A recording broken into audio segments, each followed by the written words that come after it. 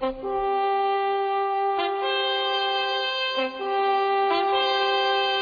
president in Washington sends word that he wishes to buy our land.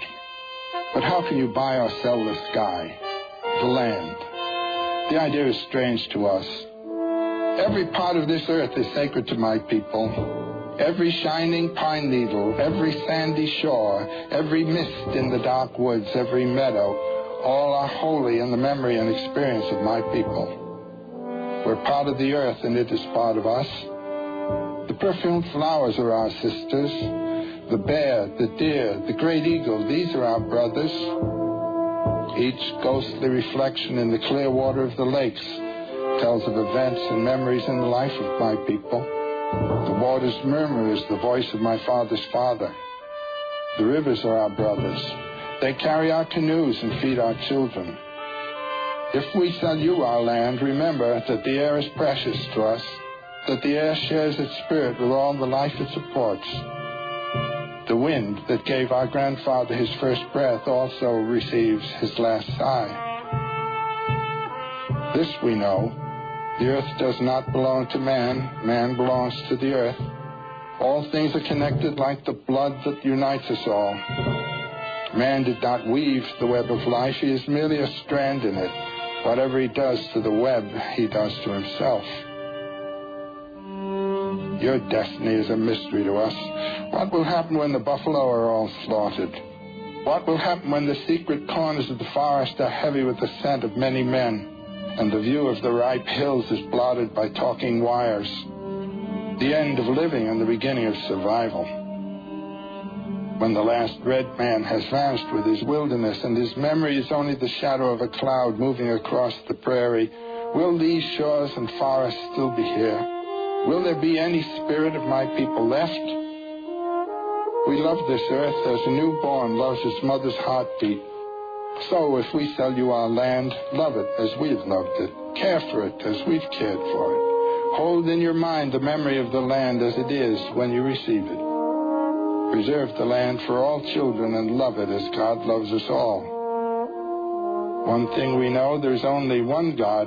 No man, be he red man or white man, can be apart. We are brothers after all. KOPN Columbia, 89.5 FM.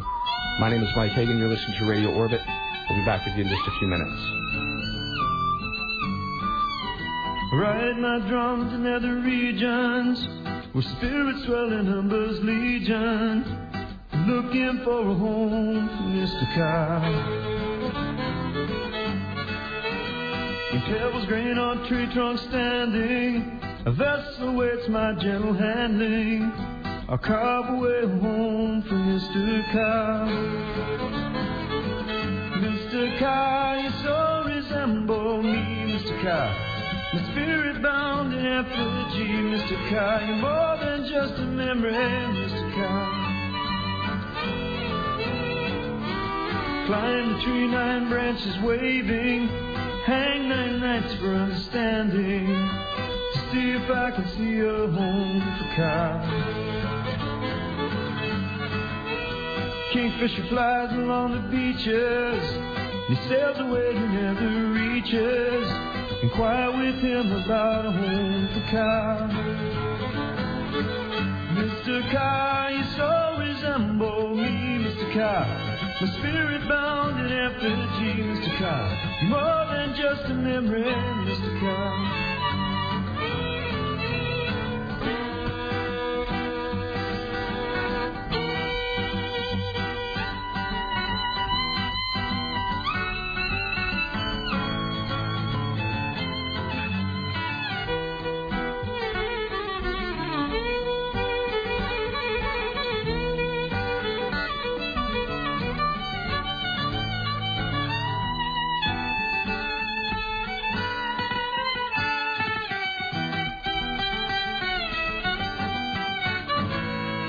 Mr. Kyle, you so resemble me, Mr. Kyle. The spirit bound in effigy, Mr. Kyle. You're more than just a memory, Mr. Kyle.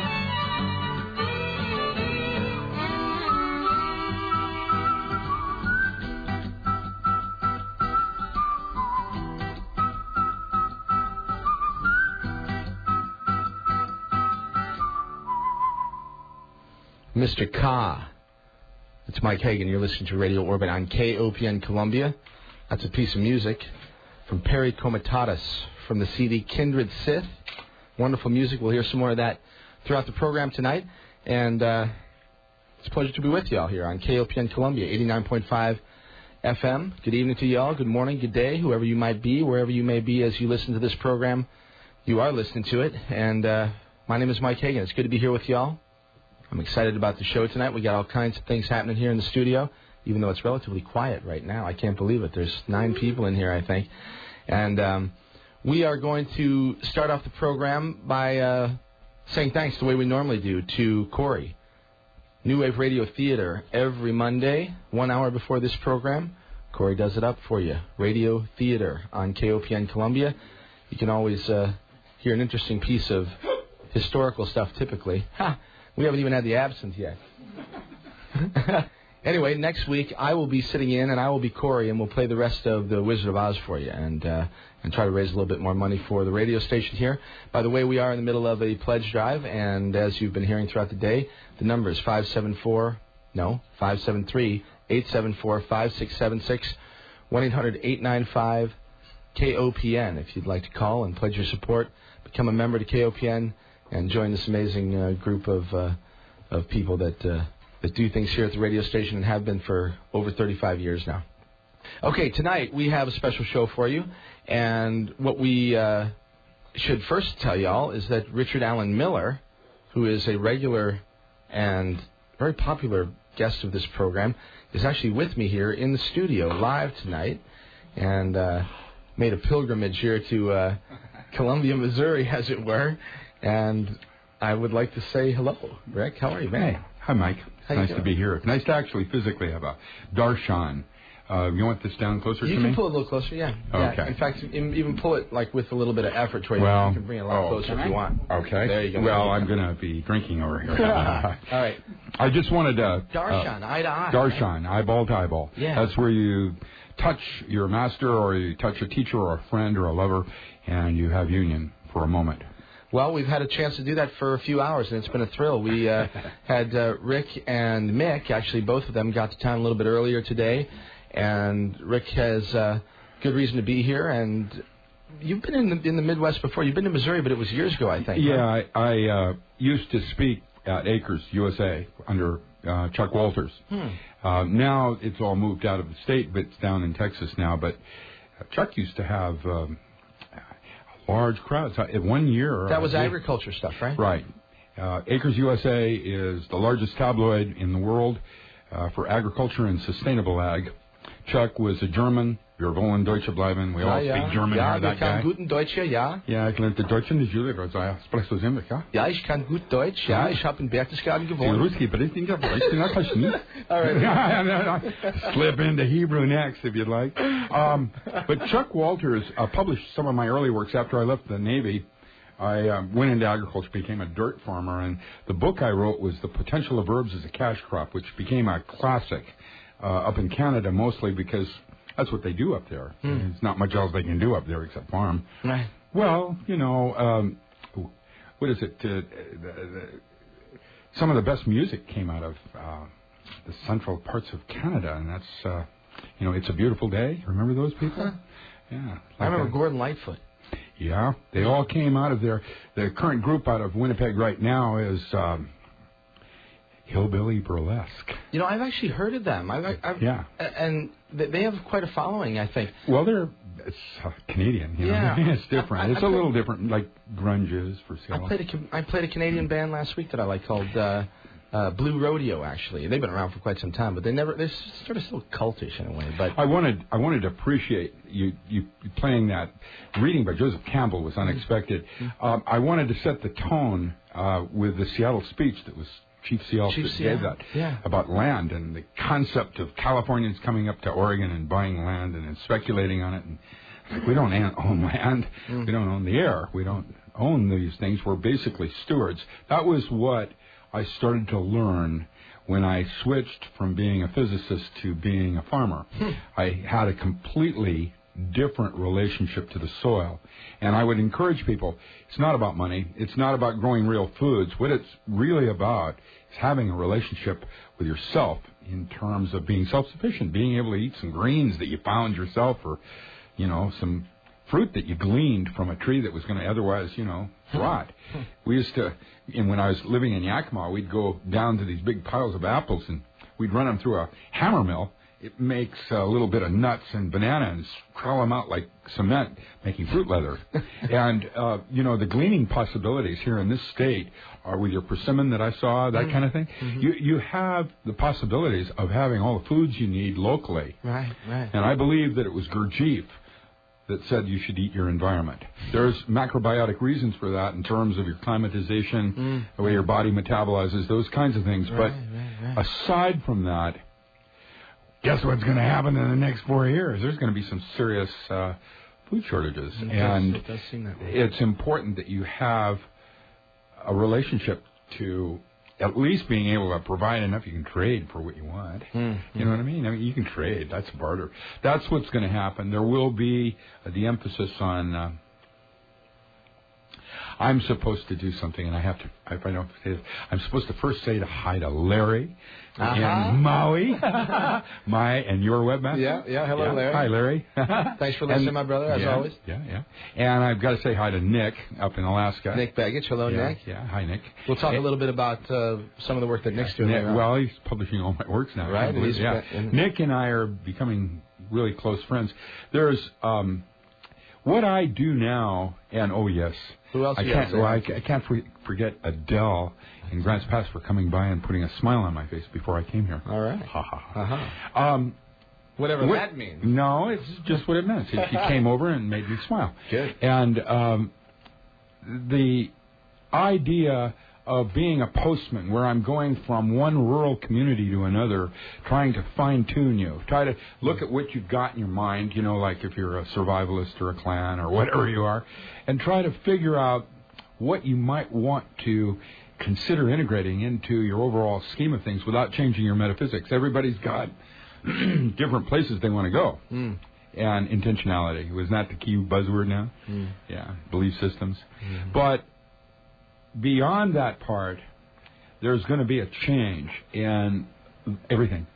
And I'm going to project that the United States is, in the next 6 or 8 years, will fragment into 9 basic countries, each like with Dennis Kucinich being president of this country here, predicated, and you'll choose where you want to live, predicated on how many civil rights you want to give up. Difference between Florida and Montana. And there's communes everywhere. I belong to one up in the Sandpoint, Idaho area. There's a Quaker retreat, 47 years. Yeah. Joe Wythe, he's protege of Frank Lloyd Wright. His bunker is, his roof of his bunker is where he grows his vegetables. Works. It's got heat. I'm currently working a project where I'm actually growing gallium and arsenic as a crop, making gallium arsenide crystals that will be our solar panels. No moving parts, no wood consciousness, no getting old too quick. Works for me. Right. Well, you have, just on these clips around here, I'm looking around, you probably have uranium here. And if you have uranium, you'll have gallium, and you will have arsenic. And so that's not out of the ballgame. And if you have the kinds of weather that I remember from the Midwest, solar panels are a good way to supplement your heating needs. Yeah, I've considered that out at our place actually, because I've certain parts. Well, of the your pond is a treasure trove. You could actually be growing. You get solar on that pond too. That's correct. You could be growing things on that pond and trading it for everybody else that had gardens. Well, okay. Well, we're getting a little ahead of ourselves. We're going to talk a lot about this stuff as we get into the program, but we have a little business to attend to. And for those of you out there, this is a little difficult to see, of course, because we're on the radio. But Richard has been so kind to bring a special gift to us here. There are a number of people here in the studio that are participating, but we're going to do an absinthe ritual, something that I know very little about, but something that Richard Allen Miller knows a whole lot about. And he's going to talk to us a little bit and tell us along the way. But, Richard, how much time do you need to prepare, you think? I've already got them ready to flame. What I need to do is I need to close the circle. Mm-hmm. That means that once we close the circle, if there's going to be someone going in and out at the door, we need to, realize that they may have to break the circle. I hate breaking magic. Well,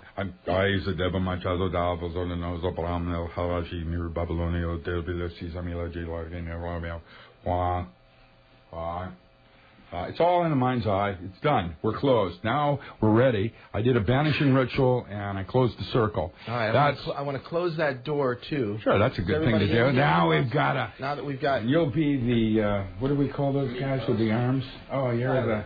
Now... The Sergeant at Arms. That's right. He's got the arms. How about this? How about we do a short piece of music here, just about 2 minutes or so to set the tone a little bit, and we'll come back. Right, Rick? Sounds good? Yes, we're good. All right, everybody, we will be back in just 2 minutes and 22 seconds with Richard Allen Miller and a whole slew of us here in the studio, and we're going to learn a little bit about the ritual of absinthe. It's Mike Hagan. You listen to Radio Orbit, KOPN Columbia, 89.5 FM.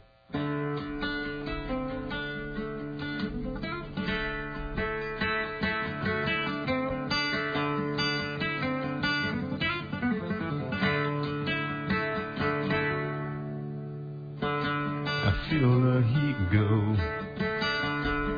from my body as distant movement catches my eye. She steals my shadow like falling twilight. Words get jumbled, my mouth goes dry as she goes walking by. Falling twilight catches my shadow. I smile, I speak in, I catch her eye. My head knows one thing, my heart another. She smiles and speaks and I feel her alive as she goes walking, walking, walking by.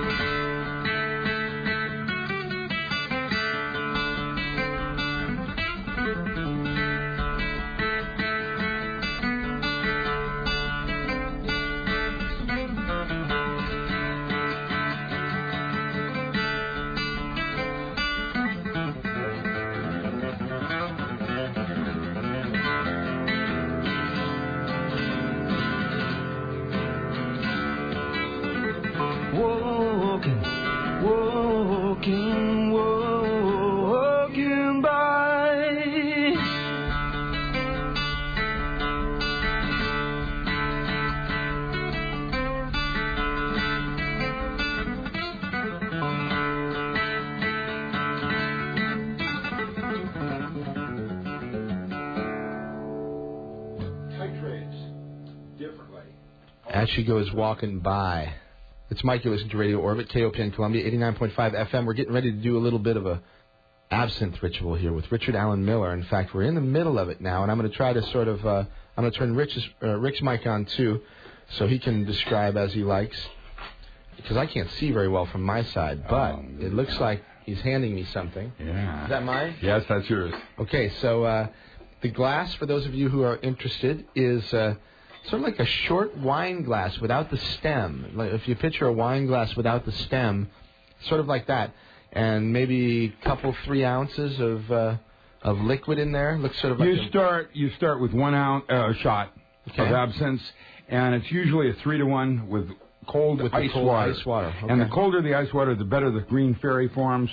The green fairy is actually not the actual drug that forms, but with the thujone and spices.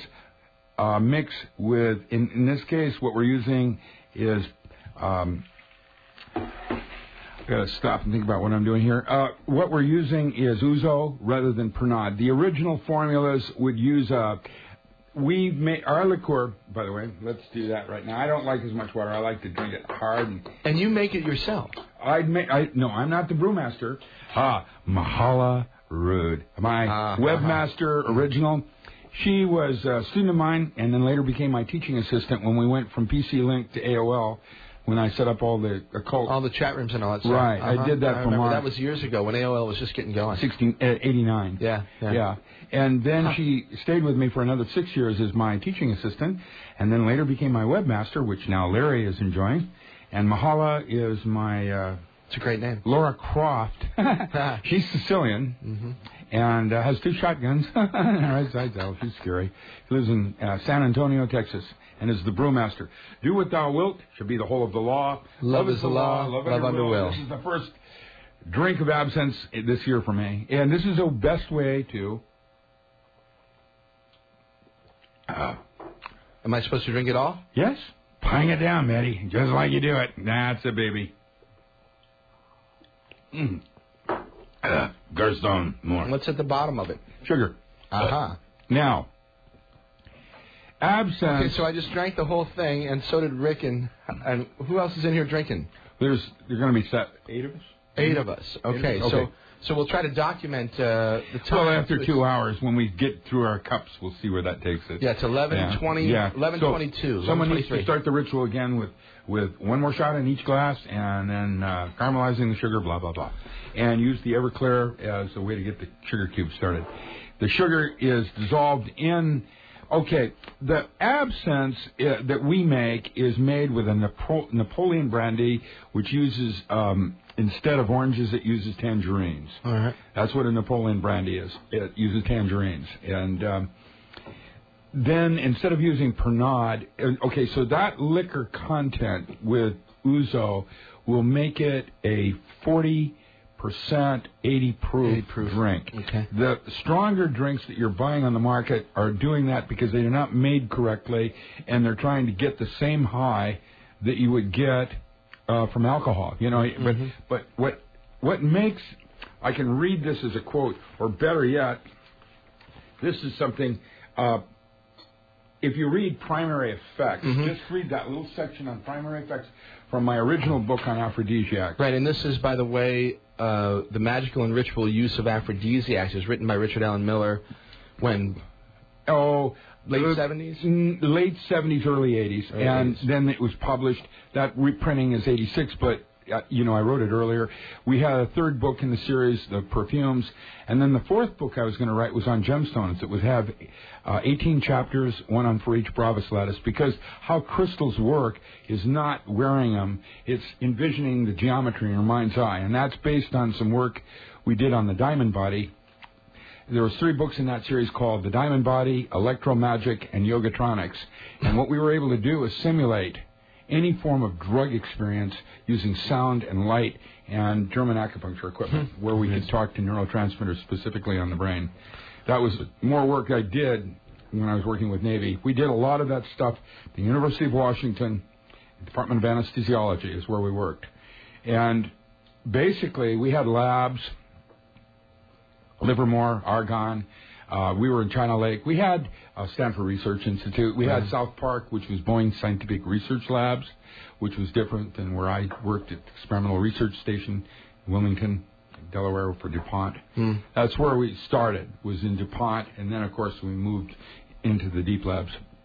You know, I've told you this before, but when I was working military, I had Delgado, had chip implants in the lab next to me, and then Moore was doing ketamine and telepathy and BZ studies, and you don't even want to know what I was doing. I was doing the microwave and the over-the-edge stuff because I was a physicist, and we had to catch more flies with two whizzes. Let me read a little bit from the Primary Effects here. Again, this is from Richard Allen Miller's The Magical and Ritual Use of Aphrodisiacs. Primary Effects: narcotic analgesic, affecting the cerebral cortex of the brain. It depresses the central medullary part of the brain, the area concerned with pain and anxiety. Now, alcohols do some of that, but this is more like the thujone, when it mixes with alcohol, it creates a rare narcotic that's like like marijuana, the cannabinoids, except it's more in the hallucinogenic end rather than the sedative end. And so as we drink these more and more, I think we'll have colors. Could it be? We'll have some fun. Anyway, now your time to stir these in like this. You stir these in. and you're in charge of that, and then slowly pour water into it. And if you pour it in slowly, what happens is you're titrating various salts out of the essential oils from the spices that are used, and they'll carbolize or rouge or whatever the name that they call that, where you can actually smell one spice over another first as you pour the ice water in it. That turns out to be one of the more important elements of how you're to drink this thing. It's like a Japanese tea service. It's not about the food. It's about how it's prepared and how it's presented. That's the ritual of it. This is the celebration of a myth. It is the difference of going from the profane into the sacred, where instead of going out and getting hammered, what you're doing is a ritual to eliminate worms in the gut. Just kidding. Well, that's what this does. And why I will do it, because I don't drink alcohol. But the bottom line is, the United States is the only country. See how that's clouding? That's what they call the green fairy when it clouds like that. When it goes from that amber, transparent to cloudiness, just like that. And if you looked in the better light in the studio, it would have a slightly greenish hue to it, which is referred to as the green fairy.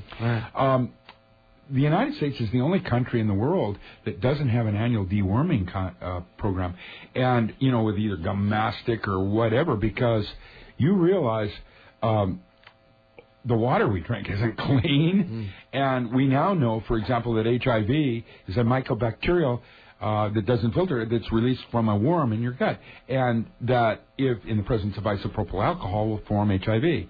But knowing that, you can kill it. You can kill it with wormwood. And that's why we're doing this little ritual today, is to get rid of our ulcers. I'm just kidding. But it will do that. Would you talk a little bit more about the historical? You said we're reenacting a myth. There's books that are written much better than I could elucidate on this program on the origins of this. 1840, 1830 is probably when it first started to appear in France. There are many different ways of doing it. Louis-Lautrec had his way, just like Oscar Wilde or Renoir. They each had their own ways that they wanted to ritualize this thing in France. But this was considered, during that period, the cocaine of that century. It was like the leading drug. It wasn't really alcohol.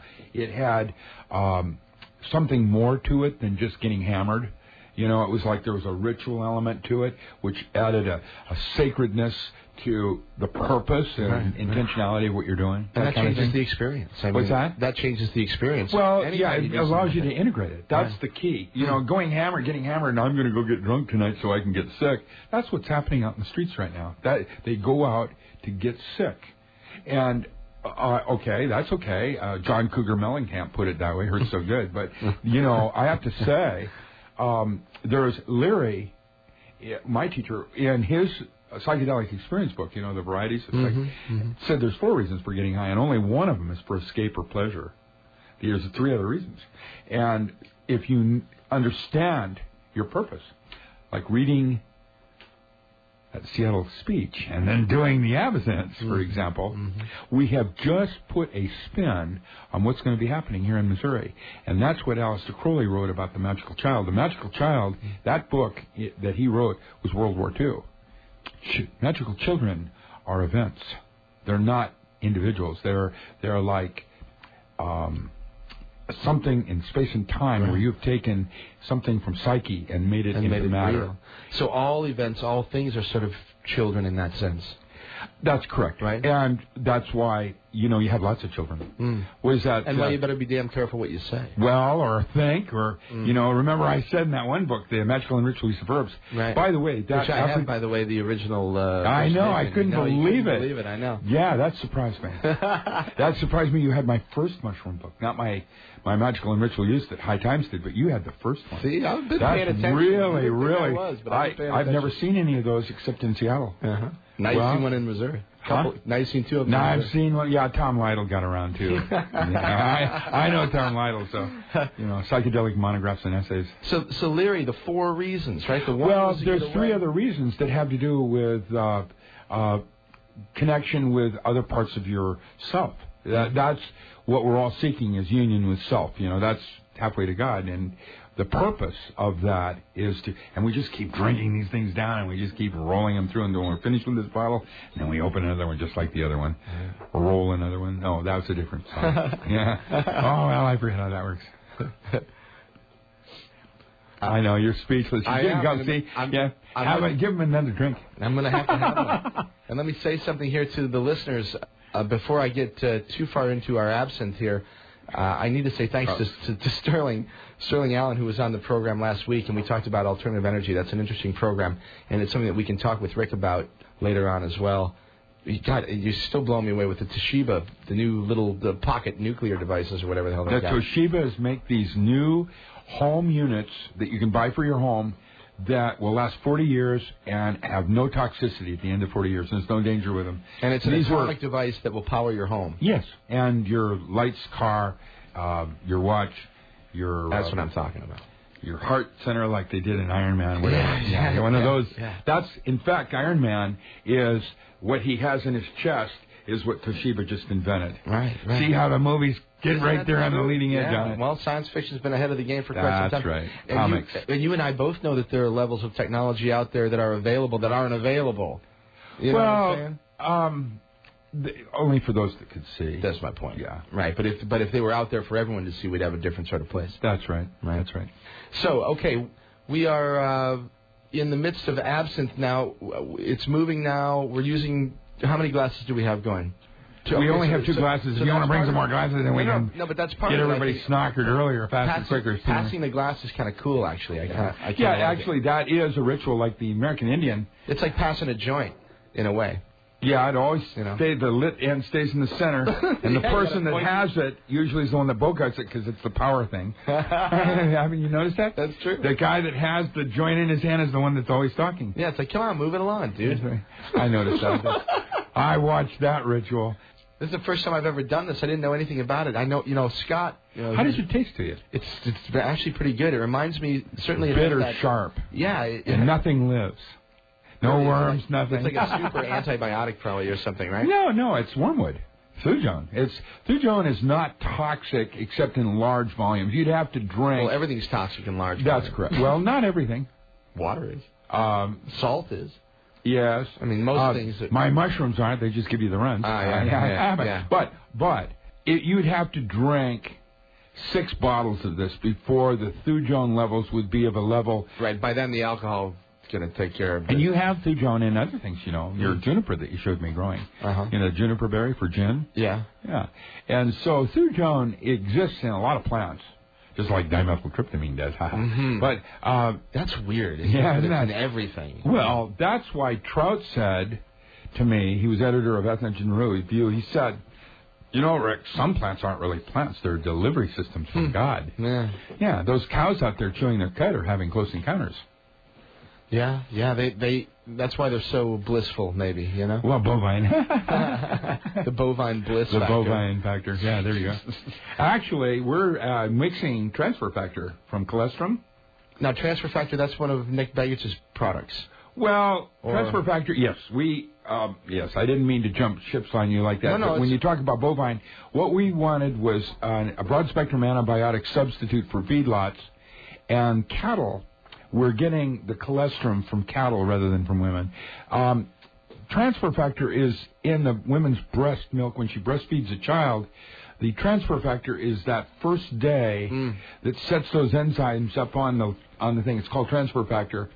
And what we're doing is we're taking that from cows and mixing it with our pharmaceutical mushrooms to create foods that are broad-spectrum antibiotic substitutes. We have some studies going on up in British Columbia and Alaska right now where we have salmon hatcheries that are rampant with disease to the point where they had to put antibiotics in to keep the salmon healthy, and like they do in Atlantic salmon. And now we're using our mushrooms and transfer factor, and now instead of having so much kill ratio in the salmon, they're yielding higher proteins, they're healthy, and it breaks down into foods. There's generally recognized as safe, GRAS, by FDA. And we're now finding that with human beings, we have a a website called dogcancer.ca, where we sell transfer factor with a blend of mushrooms like Nick does. Mm-hmm. Nick Begich's product is the one now a lot of the hospitals here in the Midwest are now substituting from Redoxylin Plus, which was used for Lyme's disease and hepatitis C. All the domiciliaries out in Oregon now are using our cordyceps, the hybrid form of the cordyceps. And we've talked about that before. And now that's an amazing thing. What we're trying to do, Nick has made a magic bullet that kills not only werewolves but vampires. What he's done is he's taken the formula that we used in Africa for AIDS. In Ghana. In Ghana and Swaziland. Are we not supposed to say the countries? We'll just say Africa, because that's more precise. And what's happening is that in terms of results, it's just unbelievable what's happening. In fact, it's so exciting. We have to be very careful. And so what we do is we have prepared a new formula for dogs and humans, but not feedlot animals yet. We're not doing that direction yet. There's reasons. Some of it's political. Some of it is there's better things to do. And we haven't finished the book on this. Let me give out your websites. There are, of course, the primary one, richardallenmiller.com, and dogcancer.ca is apparently for people that need help with their animals who are sick. Sure. Yeah, the whole thing's about rehab. You know, whether you were a drug abuser or your dog is getting old or whatever. Right. We have testimonials. The website will have testimonials of individuals that had dogs with cancer that are now living. My dog lived to 18. It was a chocolate lab. Died of renal failure and was 18 years old.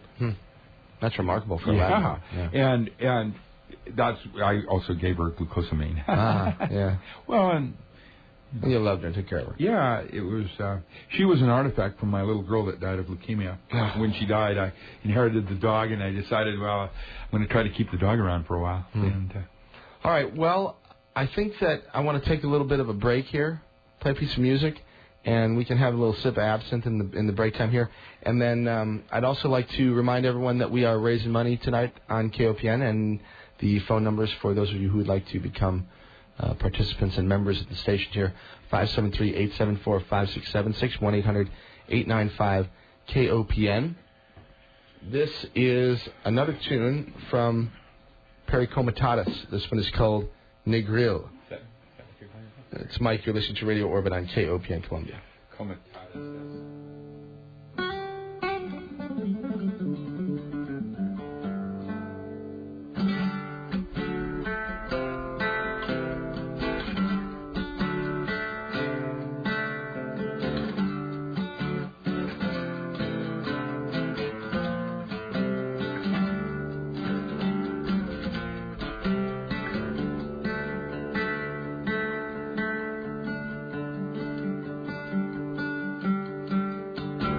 Blazing sun on sparkling sea, new goods changing hands, breakers rolling, changing greens, water blinding sands.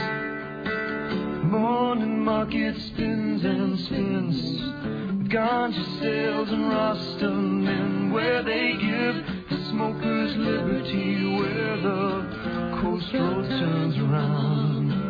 On a grill, well, I can hear you calling, come to me. On a grill, well, I can hear you calling, come to me.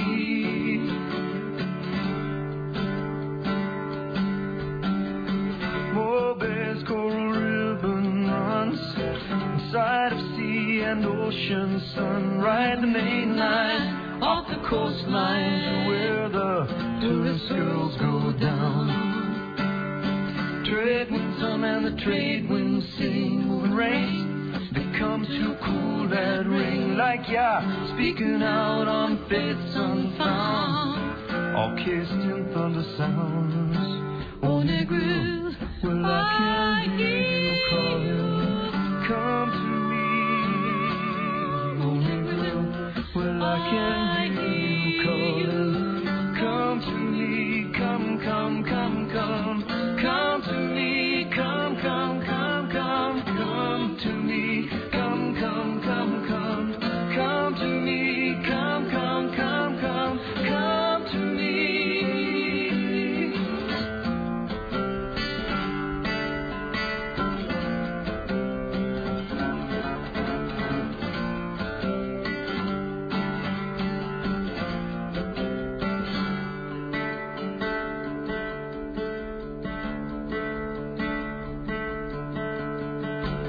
blazing sun on sparkling sea.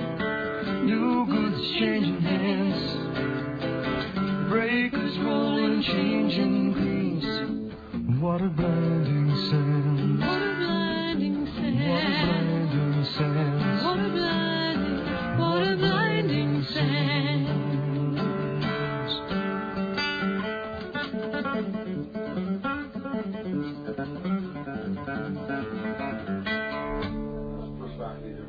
Perry Comitatus, another wonderful piece of music there. That one is called Negril.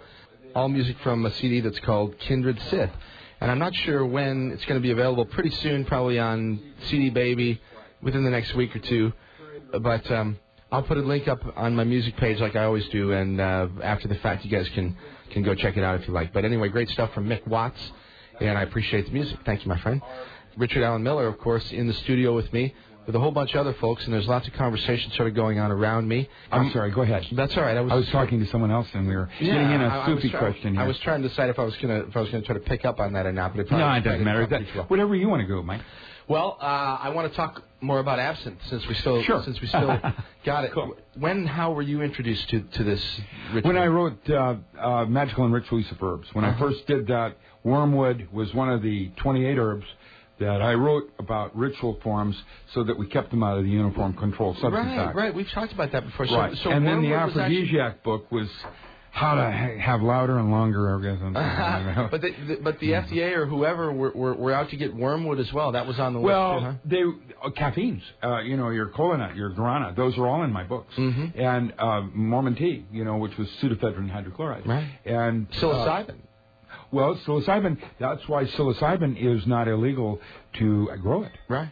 But it's illegal to extract the psilocin or psilocybin. Or to distribute it. Or sales. Or sell it. That's correct. Right. But it's not illegal to grow it. To grow it. Or to eat it. That's correct. Or in fact, the laws are very explicit on that, even though the DA might try to get you to... cop. So that they can make the bust. Right. But the problem is, if you know the laws, which I do, because I've had Schedule 1s where I grew narcotics for the government. And what we used to do is, these were drugs that were legal. They're like they grow in the garden. Right. And what I didn't feel that anybody should have a ruling on that kind of a thing. Mm-hmm. If it grows out of the ground. Well, it grows in your neighborhood. That's why the ibogaine was never studied at first. I have a very interesting story about iboga. That's an African... yeah, it's a vine that grows in Africa that Lotsoff discovered that would... it's my turn. Michael? Cheers, buddy. All right. Here. Salud. Oh, my God. Oh. That was a nice... Oh, this is getting better. Yeah, have you noticed that? And guess what else? I just got a little buzz. I got a secondary light source. All right, so we got 2 hours and 12 minutes of this radio program left. Medic! This is going to get pretty interesting, I have a feeling. Yeah, especially when we get into our cups. Yeah. That's cool. The second time is a little bit more. The reason that alcohols have been banned in a lot of the Sufi and other traditions was that it would cloud the mind for meditation. That would be the excuse for not being able to do it. Not that it's against the law, because I'm an outlaw anyway. I don't break the law, which means I'm not a criminal. Just outside of the law. Well, I like to urinate outside my house. I don't want to have to go inside. You can only do that in the country. That's right. That's why people live in the country, because they're outlaws. There you go. That's right. That worked pretty good. Everybody got that picture? Well, you also, if you're outside of town, you also see what's coming in first. Well, that's the theory. But when Merlin said it, when Arthur threw the sword in the leg, I didn't see that. I didn't see that. Well, there you go. It's about the idea that sovereignty is being lost. And the Greek had a word for it called autarch, which is supreme individual sovereignty. This means that, like Gurdjieff, if you went through like I did, the Bennett School of Gurdjieff, the first thing you do when you enter the school, you have to make your fork, so you got something to eat with. Like you start with basics. And the fundamentals of how do you prepare your food? How do you skin that deer and make it so it doesn't taste gamey and blah, blah, blah, blah, blah. The reality of the physical plane of it part.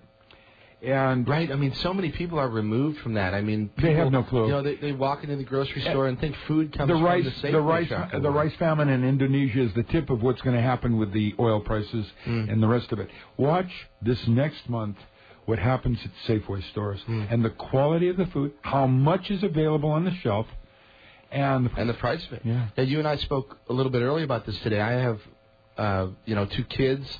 And they drink a lot of milk, and they eat a lot of eggs, and a lot of cheese, and that sort of stuff that, is the everyday stuff. And let me tell you, it's gone up. It's probably doubled in price in the last 12 months. Check out bananas. That's a good one. Yeah. And here's the bottom line. All fruits, for sure. All your cities, including Columbia right now, you have only about 50 days of food in this town. What would happen if we had an event, like on the movies?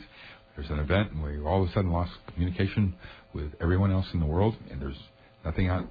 What would happen to this town after 50 days? I don't know. I mean, you will have the kinds of danger, riots.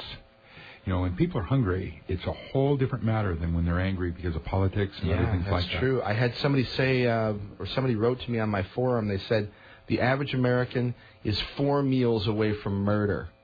In other words, they'll go 3.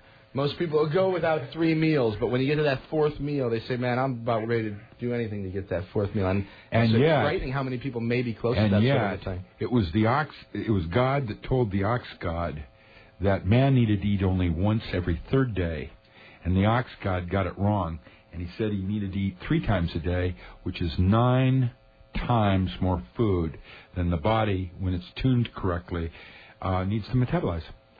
Page 2 on that. If that's true, well, then that's no wonder that everyone's overweight and sick, because we are eating processed foods. Well, I'm not even going to go into the GMO problems, but in terms of the importance or in defense of eating real foods. Right.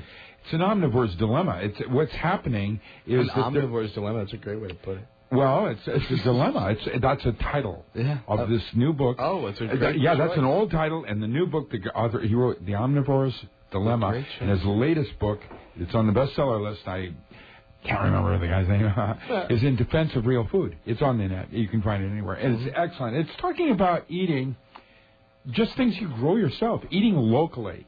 That's the most important thing. Everything that we eat, all our fruits, that berries that we had for lunch today? Okay. Those were not from Missouri. They were not from California, and they were not. They may have been. Maine Squeeze. Does Maine Squeeze get their... Well, I don't think so, because like right now, where do they get their strawberries? All your strawberries are coming in from Peru, for example. Yeah. Bananas. Where did those bananas that we're eating in there, where did they come from? They didn't come from California. That's not mine. Right. That's yours.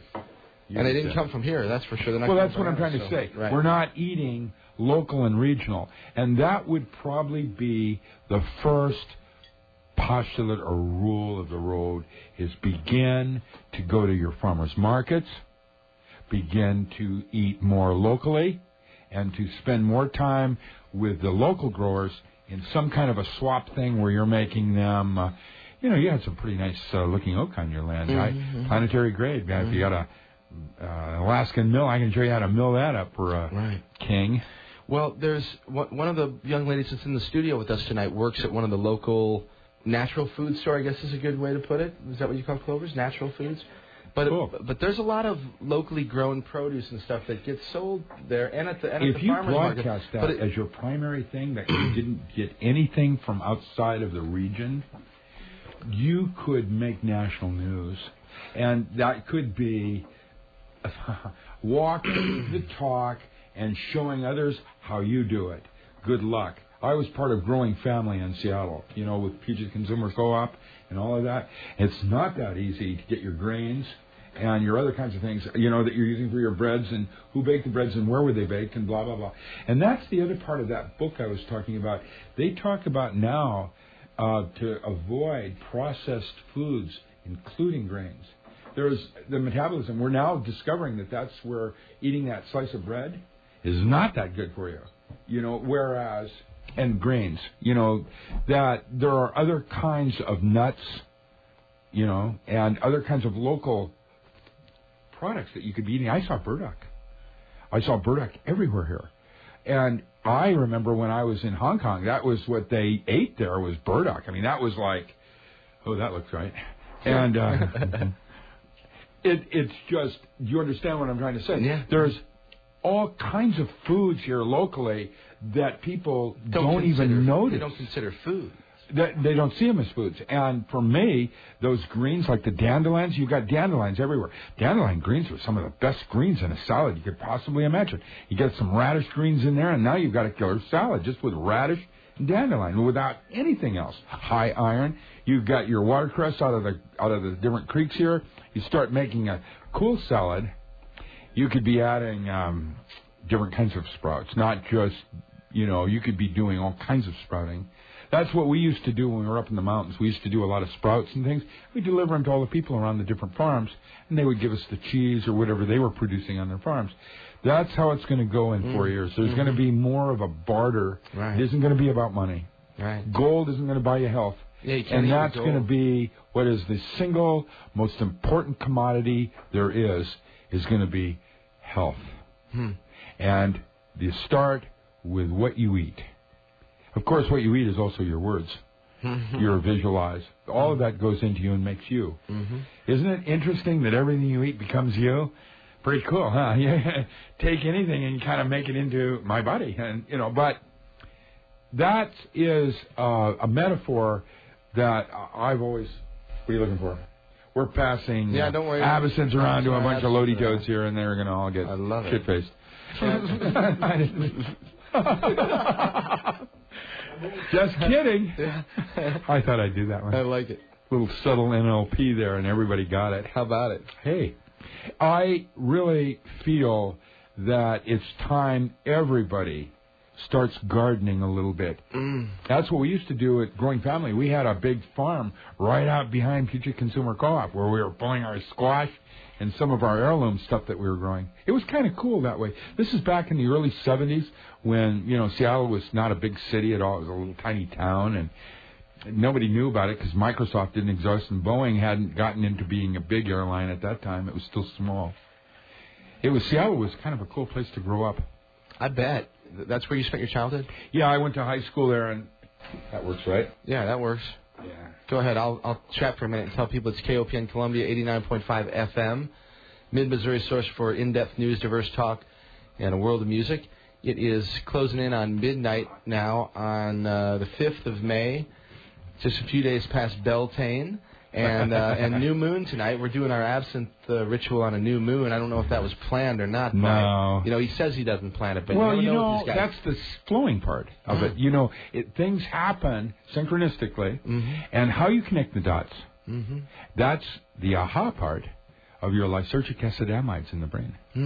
And these are endogenous chemicals we're talking about. We're not talking about LSD. We're talking about brain chemistry, not LSD. Yeah, things that are in everybody's... Lysergic acid amides are the aha part of creativity. Explain that a little bit further. What do you mean? Well, there's, dimethyltryptamine is the part of the brain in the occipital region of the cerebral cortex that has to do with giving you a sense of God. We create God in our brain. It's not real. God's real. Let me backtrack that. Yeah. Our sense of something more, our sense of God, that all comes from dimethyltryptamine in the brain. Now, that may be how God talks to us. Okay, so that part, I haven't worked that part out. I understand. Okay, but that's the part that gives you that sense of something more. But it's the lysergic acid amides in the brain that give you the ability to connect one dot to another. And that's is your non-local mind, because that's where you take an imagination and you make it into the physical world. And that part is where psyche becomes matter. And that is lysergic acid amide. Dr. Jean Curtis Gowan, the Finnish? Northridge. Oh, Northridge, okay. Right, he was in Northridge. He got a Nobel Prize on that one work on the development of the psychedelic individual, and it had nothing to do with drugs. It was the enlightenment of your own personal self and how you generated that. That's one of the things I have. I have an excessive amount of lysergic acid amides in my brain, and so I'm able to go, more frequently. Right. Well, so that's sort of the epiphany thing when people get like when Einstein. Well, Crowley called it aha. That was the book he wrote. Right? Aha. Yeah, the aha moment. That moment of seeing how it could connect. Now you got to understand that part is arbitrary. How this dot and that dot form this line is strictly a function of the imagination, and that's why I would say that imagination is reality. That's why we have different kinds of brain chemistries, are to give us these different memes, if you will, these different ways of looking at the same thing. You know, is it physical? Is it emotional? Is it intellectual? Is it archetypal? Larry had 8 neurologic circuits they used, and these are what we call memes, because it is a way we take a holographic universe and quantize it like we would water. You know, water is an essence, but when you put it in a glass, now it's no longer water, it's something different than water in its truest essence. It's containerized. That's what a word does. When we put a word to something, we have containerized it. Now, we can use it as a tool, but it has also taken it from its essence. From its original... Right, to illusion. Okay, the same thing is true with the brain chemistries. These are the parts that make the difference of all our different ways of understanding or relating to a given situation. Because I have to say this, and most people don't get it, but a physical event is identical to an emotional event. It's just your subconscious relates to it differently. That's why dreams are not about what happened in the dream. What they're about is how you felt about the dream. Isn't there a particular part of neurology that they call mirror neurons? Chris and I have actually had conversation about this, where a viewed experience or a perceived experience is actually registered in the brain as if it actually was memory. Yeah, the register part. You know, where you make an entry in the brain. That has to do with duration and the way we categorize an experience from its start point, like our ritual, as opposed to the radio station when we started the program. We have different trigger points that we begin and end the ritual. That's what the ritual is about. That's why we do rituals. This is the way memory works. It is... pattern recognition. What's that? Pattern recognition is part of that. There's a whole series of different computer forms that we use in the way we set up a signal processing center. That was why when I did the video feedback books I did, we were able to create drug experiences just using sound and light. I can do almost anything, including LSD, with just electrical pulses on your body and light and sound. That, in fact, will be the next century's forms of drugs. We call cymatics the ability, like the heart, is a sound wave in an electromagnetic field outside the body, and then as we chunk it into the body, into the more physical plane, it becomes a physical heart with a pump on it. It relates to Schumann's resonance and blah, blah, blah, blah, blah. You know, it does all these different kinds of things, but really... Damn, I'm drinking more of this absinthe. It's pretty good, isn't it?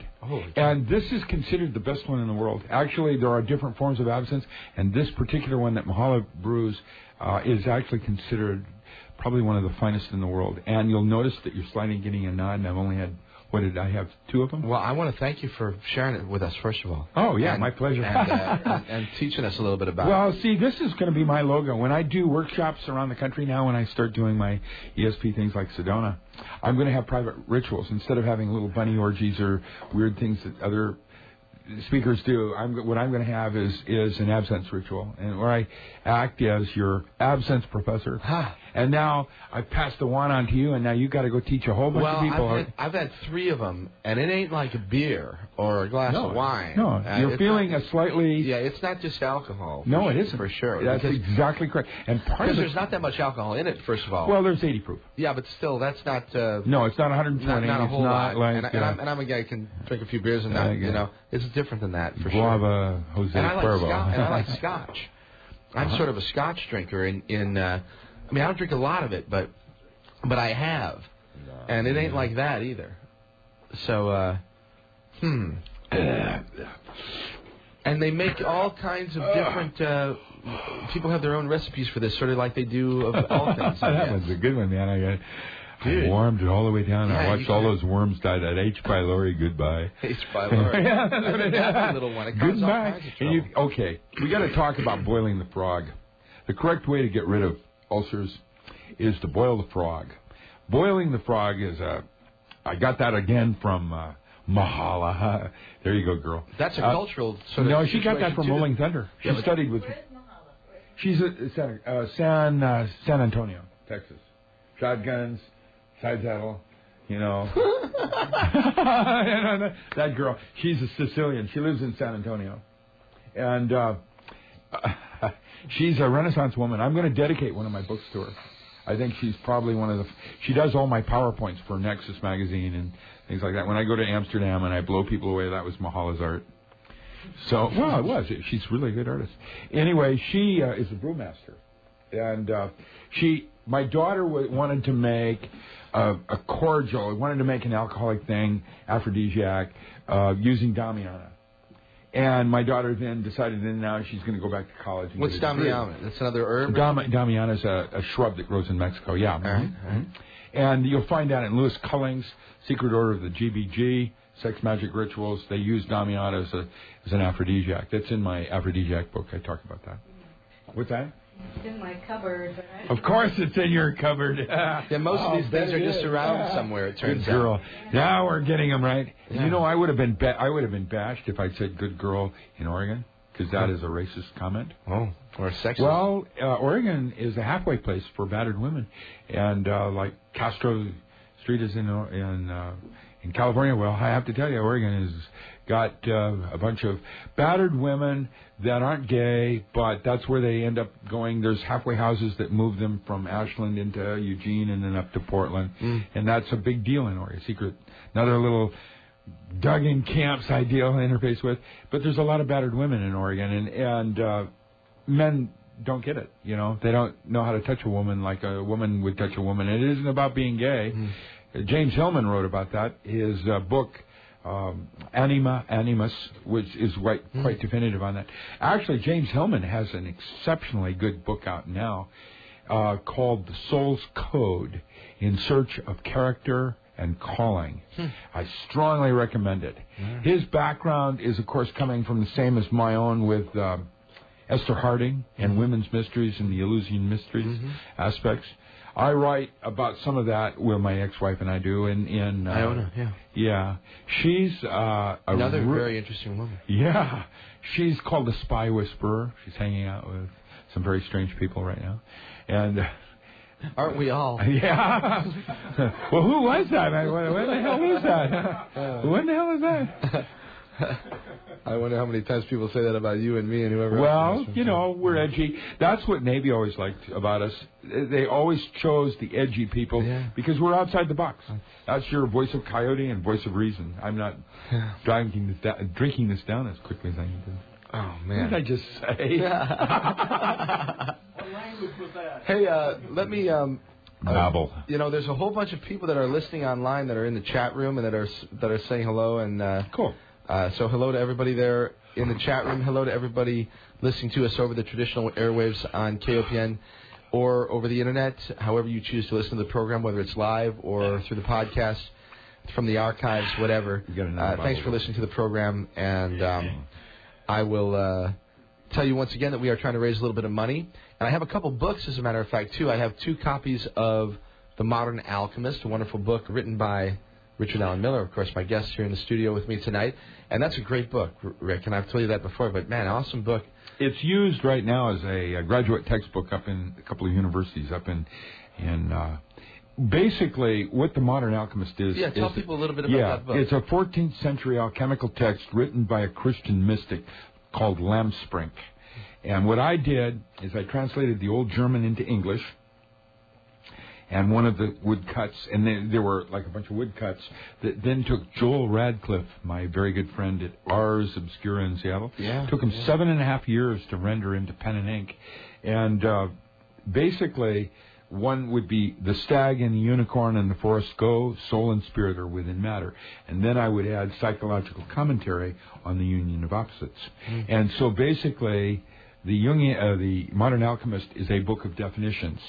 The second book in that series is called Pantheon, Archetypal Gods in Daily Living. And that book is got, you got it, 22 chapters. There are 22 basic myths in the big city. And if you can recognize what particular myth that you're working with, well, you know how it's going to end, and whether or not that's the way you want it to end or not. The book on tarot. And then the subsequent set of 22 cards in the primary tarot deck? They're paths. They're called paths, you know, and like Psyche at the Well. You know, those kinds of things where, and Hermes, for example. Thoth? Hermes is, you know, your magician, number 1 card, not the Fool, which is different. And Hermes is your translator. It's like if I went to Greece, Hermes would be the person I hired. What are you doing over there, Michael? Just my inhaler. I'll bet it was. We sack as Sacadax. And with that, basically, Hermes is the guy you would hire to do your translations if you were in Greece. He's not the message. He's the translator. And so what would be Hermes in your body? Be a neurotransmitter. And so what we did is we do the 4 planes on each of these things to give you physical analogs as a way to integrate these archetypal myths in your personal life so that you are more enriched. You know, she asked, a friend here asked, one of the girls asked what a shaman is.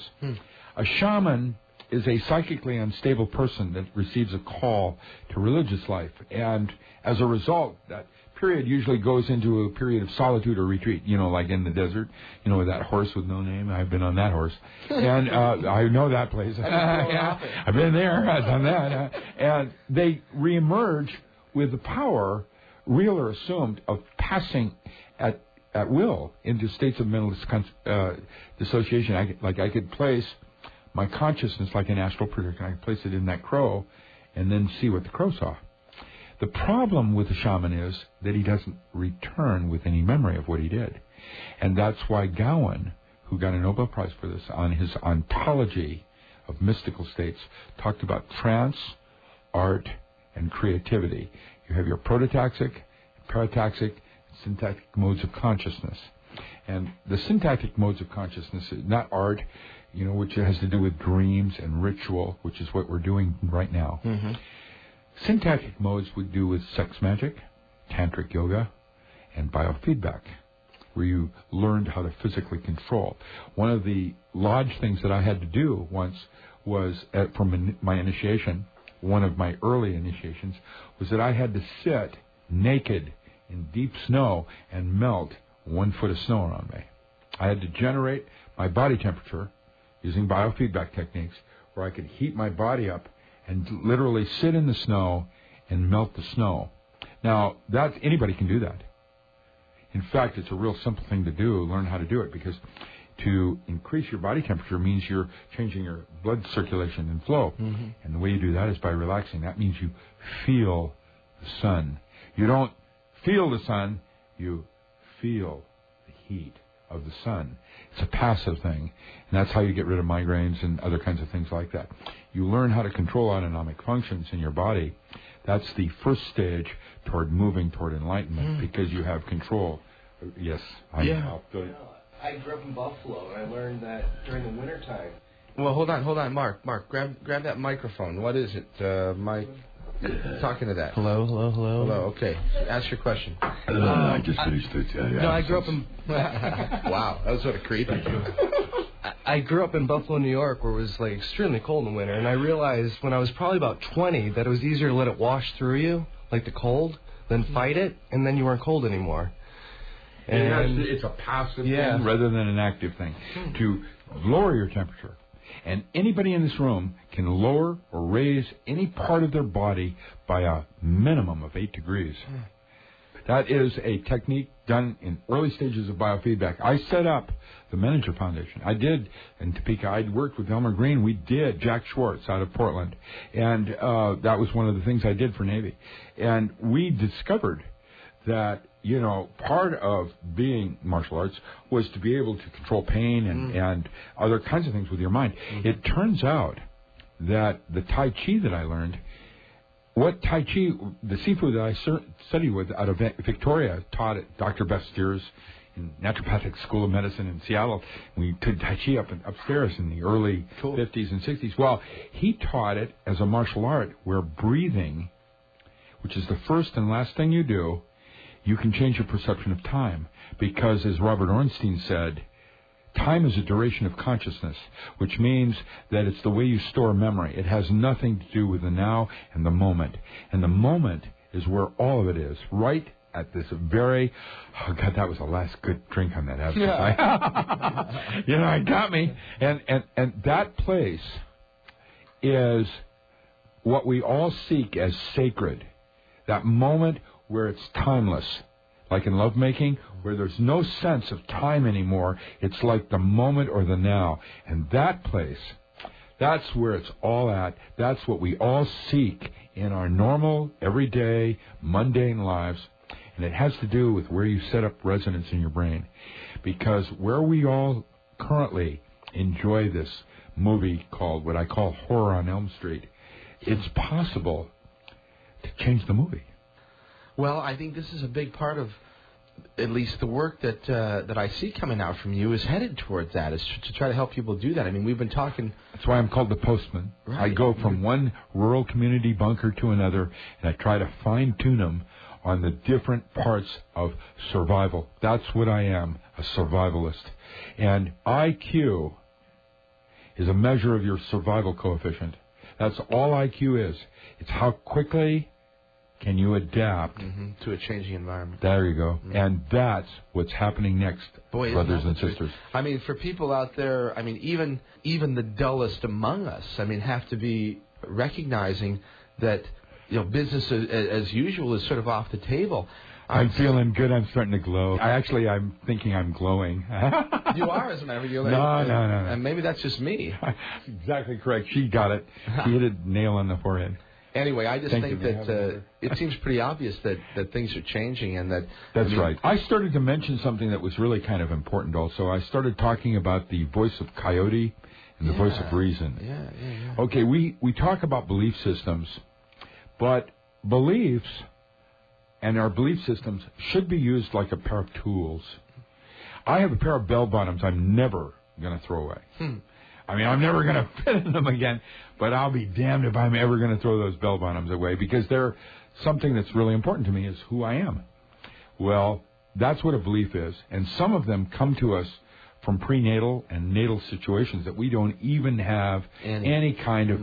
Yeah, I mean, you know, Steve Gaskins wrote about that Monday night class, and then he went into his spiritual midwifery before he formed the farm. Yeah, that's the whole business of limbic imprints and all that stuff. That's correct. Right. And the thing is, what we need to do is be able to step back and witness our behaviors so that we can pick and choose what's appropriate for a given situation. And that part takes the ability to move to a different brain part of the brain. See, I'm starting to stutter a little bit. The voice of coyote is the one that tells me to take the drug that night. and the voice of reason says, no, I got to work tomorrow morning. And I can't do that. I don't want to get high and blow off the whole thing. And the voice of coyote is when you step outside the box, you're not safe with your belief systems, and you have doubt. Should I have done this? And that's where all personal growth occurs. And so it's a dialogue between voice of reason and voice of coyote. And the important thing is to learn how to distinguish between these two voices. Keep a diary, Ira Progoff. Keep a diary, your magical memory, Crowley. Keep a diary because your memory is a confabulation. Confabulation?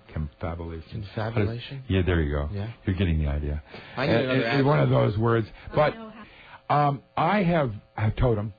Animism and totemism are when you identify with a spirit that's in the woods. This is traditional for witchcraft, which American Indian is a form of witchcraft. It's a type of place where you identify. My totem is Orca. I was coastal Indians.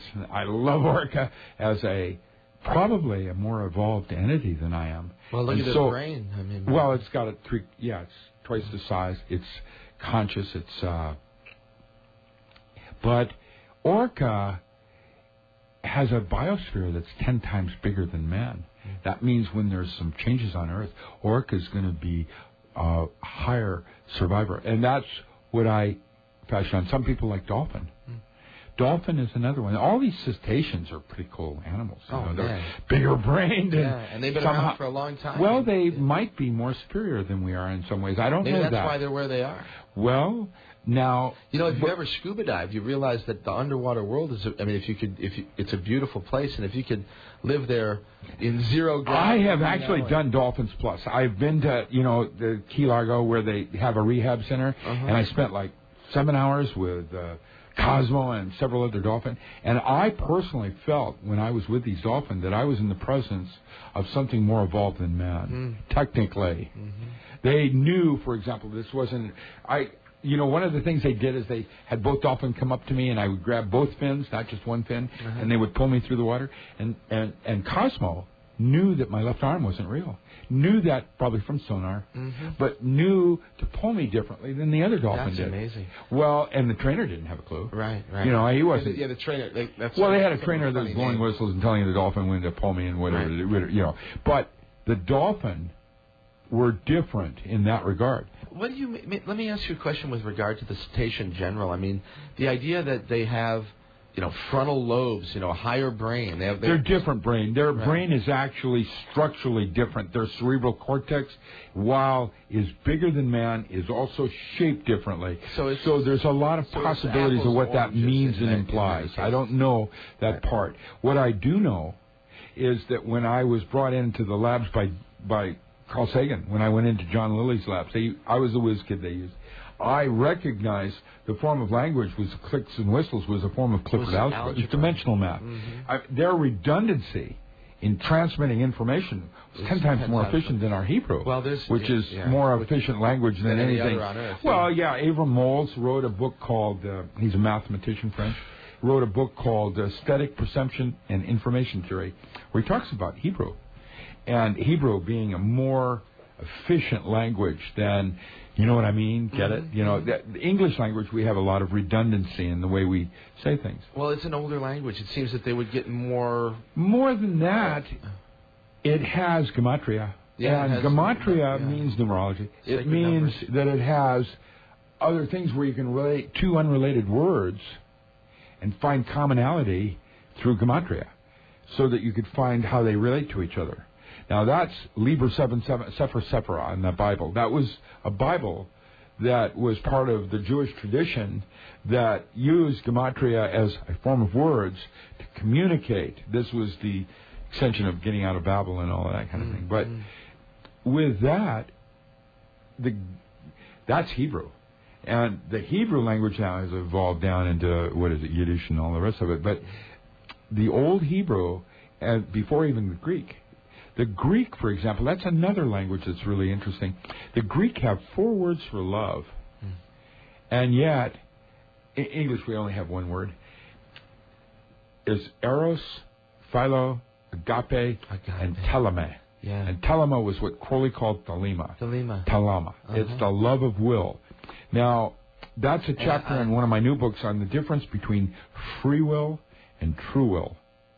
The idea that we don't have really free will, because to have free will, you would have to have full disclosure of what's going on with aliens, government, whatever. And real freedom. Well, that's what it implies, is full disclosure. Right. And we don't have full disclosure. Right. We don't have the awareness for full disclosure. There are certain things that we cannot do or cannot do. Now, going back to her question and position on shamanism, shamans...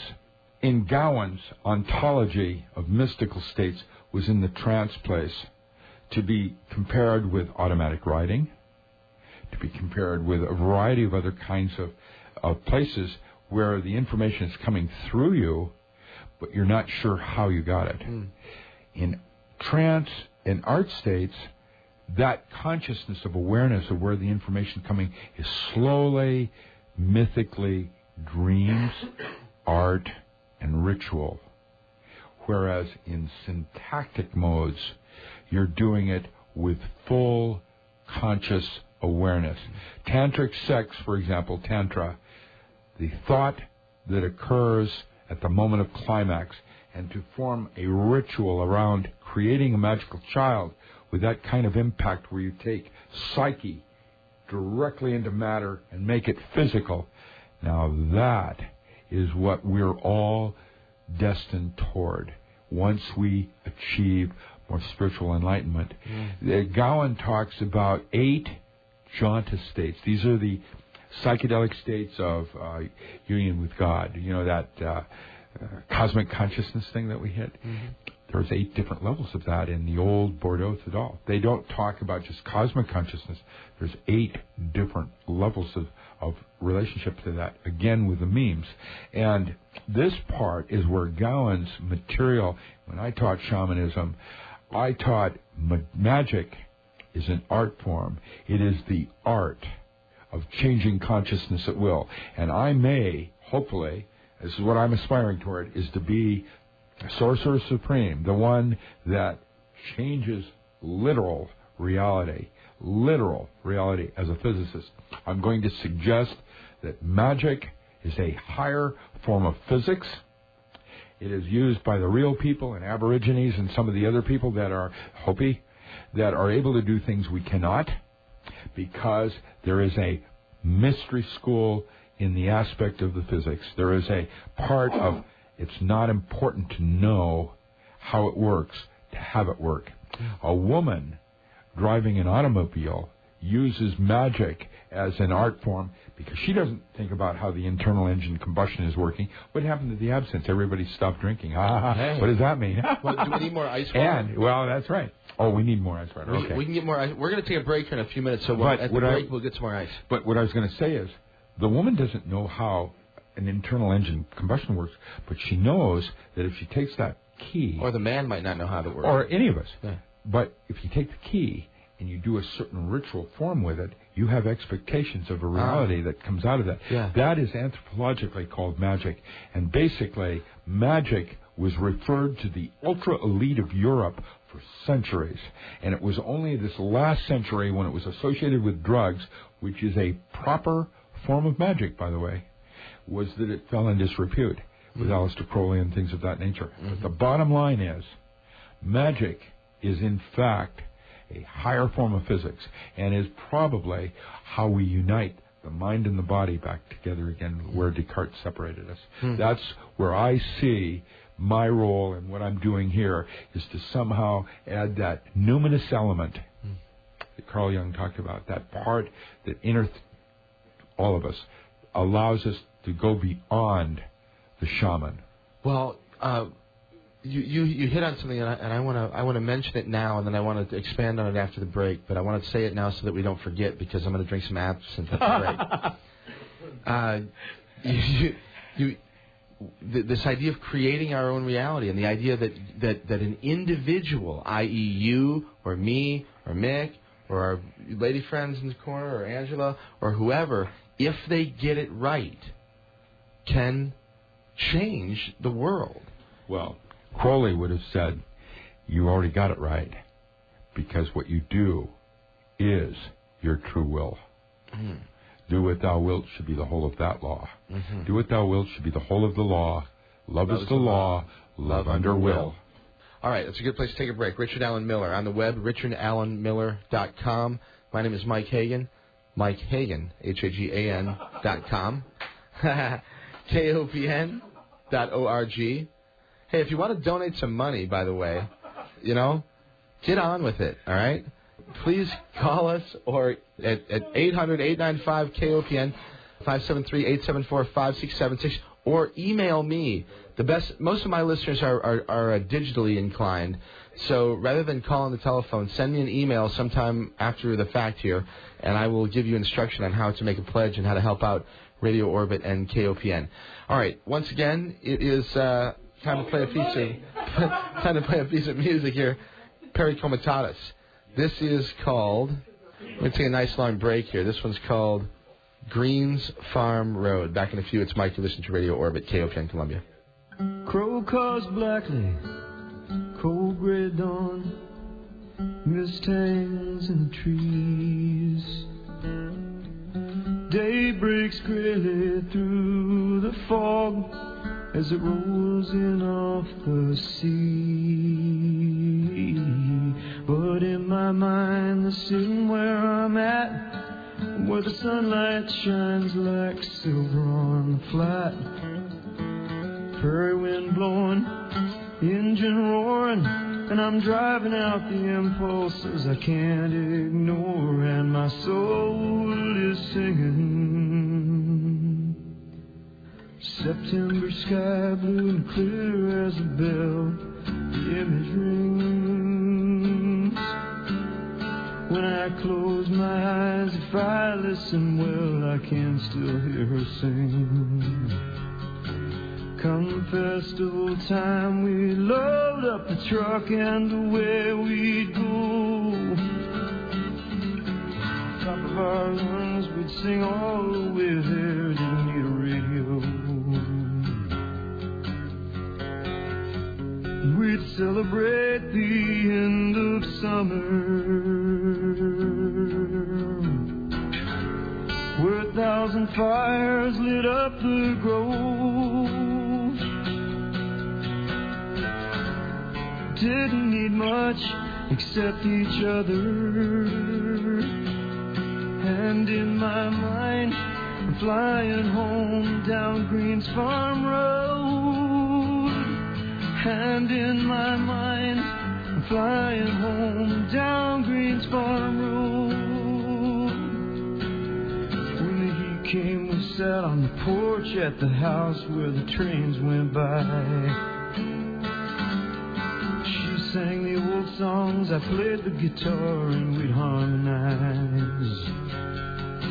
When the trains got so loud that the noise from their wheels echoed all around, kept right on singing, and I tuned my guitar to that lonesome sound.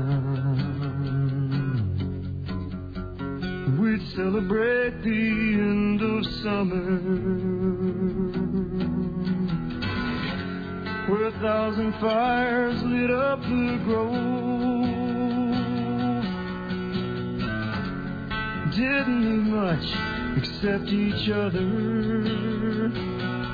and in my mind I'm flying home down Green's Farm Road, and in my mind I'm flying home down Green's Farm Road.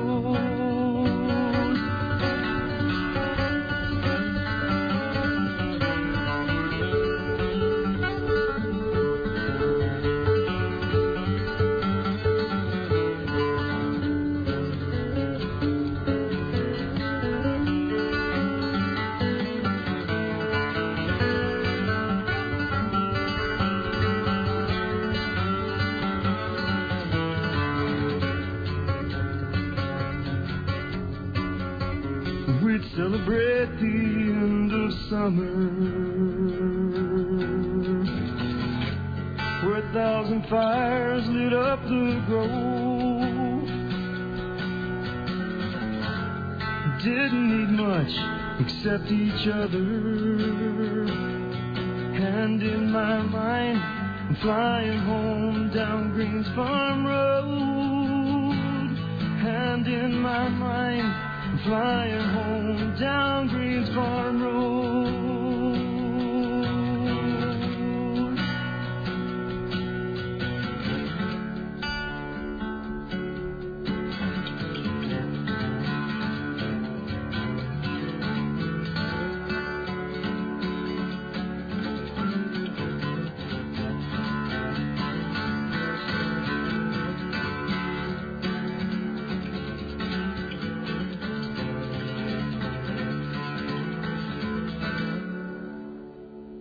Perry Comitatus. That one is called Green's Farm Road, appropriately so, because there's a green fairy running around this room, and maybe the green fairy lives on a green farm. The naked green fairy. I like her. She's good looking. She's quick though. Oh, hard to catch. My guess, like the Green Flash. The green, maybe that's why the Flash was green in the comics, right? No, that was Kodo. Oh well.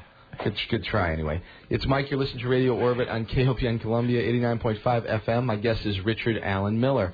On the web at richardallenmiller.com and dogcancer.ca. And what's Northwest Botanicals? Yeah, nwbotanicals.org is my primary. Yeah. And there's lots of walkabouts there because there's nooks and crannies. Try the Oh, my God, there really are.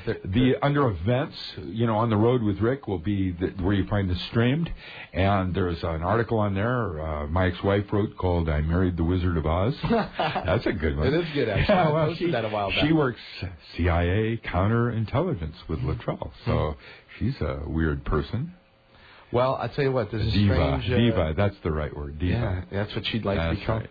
Better not call her the wrong name. Oh, by any other name. She was from the Selma Cartel. There you go. That's the pot growers out in Selma, Oregon. We're going to talk about pot before the end of the night, too. I want to talk about the mother back there at Boeing, and I also want to talk about Mars. Before we go there, though, a little bit more serious stuff. Before the break and throughout the program, we've been talking about this idea of consciousness and creating reality and this sort of thing. But so far, I mean, I like the sound of it and everything, and I understand how people can change. We do create our reality by the actions that we make, but at the same time, nobody, at least no one that I've run into so far, can actually change the world in a sense. Hitler did. What are you talking about? Well, I mean, but I want to see somebody do the opposite of what he did, and I want it to be obvious where nobody debates whether it's happening or not. In other words, an obvious... Well, right now it's happening because... How did Joseph Campbell put it? Not when he read the Seattle speech, but when he said... I know what you're going to say. Yeah. When you see the kingdom of the Father on earth, the apocalypse has already occurred. It is perpetual in its potential. That's Joseph Campbell. And I have to say... Campbell had a powerful statement. Well, he had a sense of what man is. That was another bottle of absinthe opening. Did you hear it pop? I liked it. Jeez. We got more ice. You know where the ice is, Mark? Did you get more ice? I'll find it. It's important to have the ice because that water's got to be really cold, right, Richard? Yes. I'm trying to where you get your best fairy action. But in the old days, they considered it sacrilege to put actual ice cubes in the glass itself. So it had to be done by fountains. And so your absinthe places in France had these fountains that were iced. And you went over and you filled from the ice. How cool. That was, they called the ice fountains, yeah. That's how they did it in the old days when Oscar Wilde was writing. We did a ritual like this. I like to do these rituals as a way to begin a relationship in a community. This is the ritual form because you will always remember what happened here. No doubt.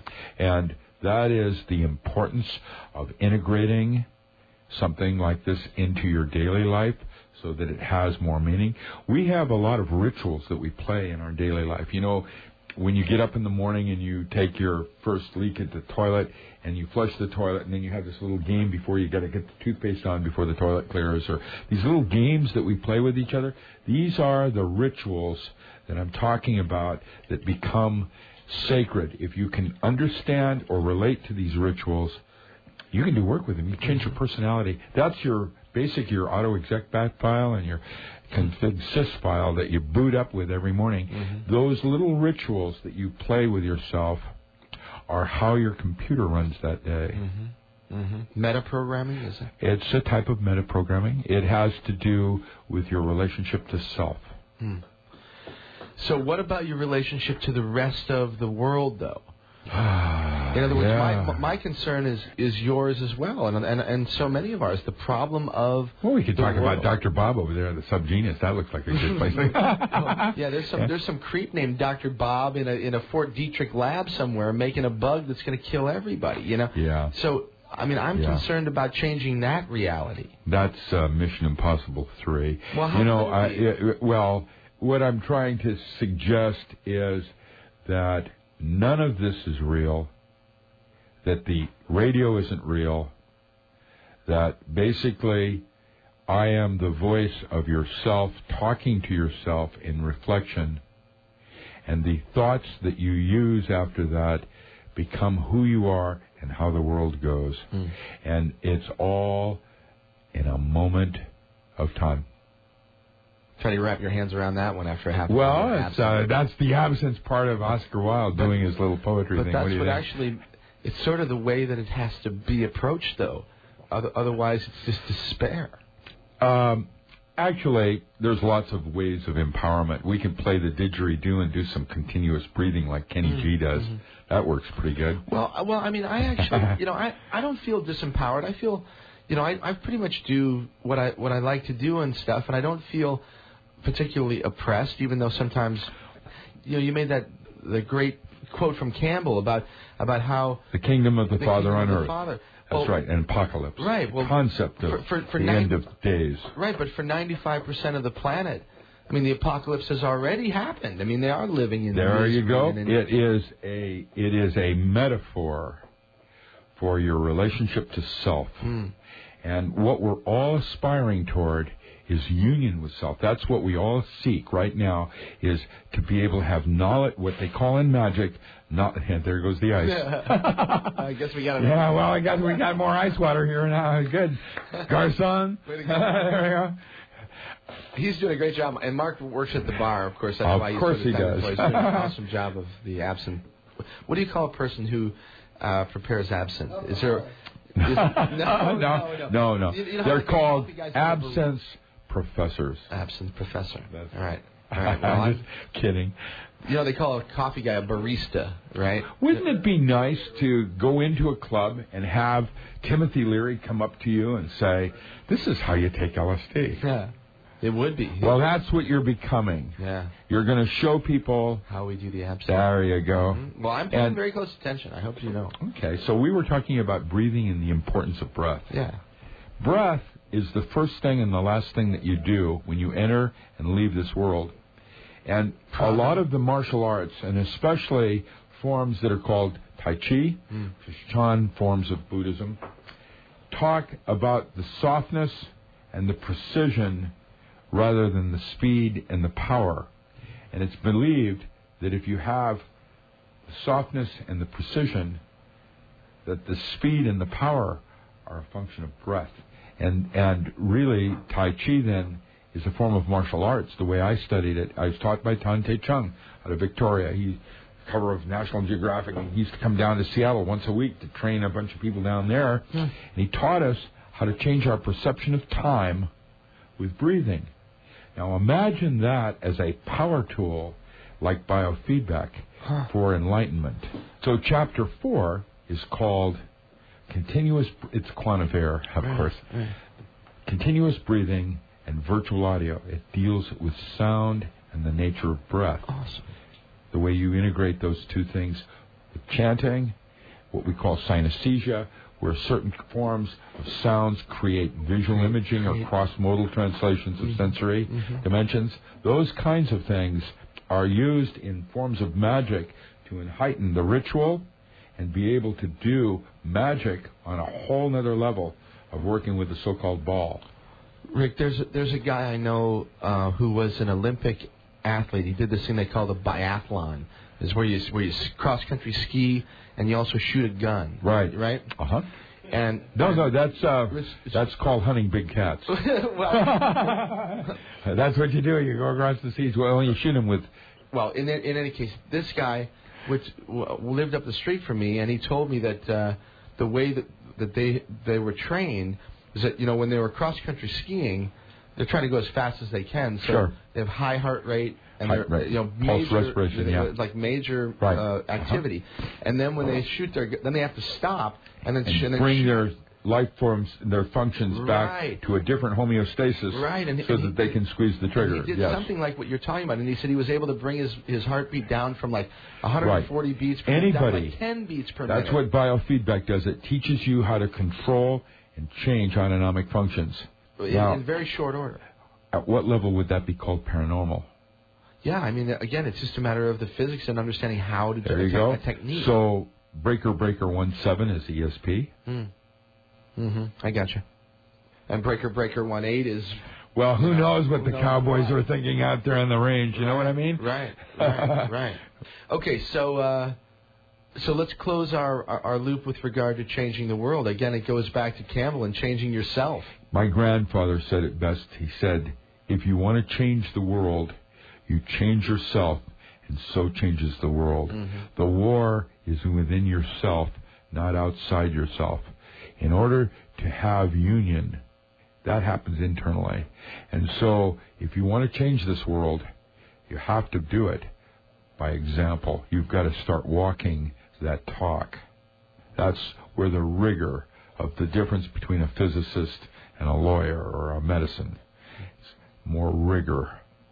That's what magic offers, is that discipline of rigor. All right. Okay, let me ask you a question with regard to... I know I'm too heavy. I need to lighten up here a little bit. No, it's good, and we're going to do like 15 more minutes. But you know, before I'm a physicist and before I'm a farmer, I am first and foremost a magician. Huh. It's a philosophy. It's a way of being. And that's the part that I would like to teach people, by example, that the spirituality is not what you do, but how you do it. And so the quality of your personal, attempts in whatever format, belief system, or coordinate system that you happen to be working from, it's your intention, the purpose. What's your purpose? Wow, there you go, Michael. There's your next steps. There's my purpose. There, now, see, we're getting into these hypothetical, philosophical places that Oscar Wilde used to deal with. Yeah, he was cool. Somebody sent me a note. I did a show on HIV and the fact that it was created by the U.S. government. And somebody sent me a note and said, Mike, Oscar Wilde said, if you're going to go after people in power, you better do it with a sense of humor or something like that. You better you better make it funny, I think. Remember in Tales of Power, the thing I ghost wrote? Yeah. I said there were 4 enemies of man. The first was fear. And if you overcame fear, you achieved a degree of personal power, which means that power then became an enemy. Yeah, because then you got to get over the power. But once you started to see things more clearly, that you could overcome power by seeing things more clearly, clarity became an enemy. Of course, the 4th age was old age. You're too old to do anything about it, you know what I mean? Yeah, I think that's an interesting and sort of humbling point, is that David Rockefeller and me are going to end up in the same place one way or the other. We all got worm food down there and organic salts and... But what about... Okay, so... I don't think so. What about... what about evolution? I was thinking about this today when you and I were talking, and you and I and Mick were at lunch, and we were talking about all the electromagnetic waves that are moving through the whole world all the time, and we're in this soup of who knows what. Not to mention all the chemicals and the air, the water. It's a ELF soup. We're in a polluted. I don't know any self-respecting alien that'd come down here without a prophylactic glove put over him. Right.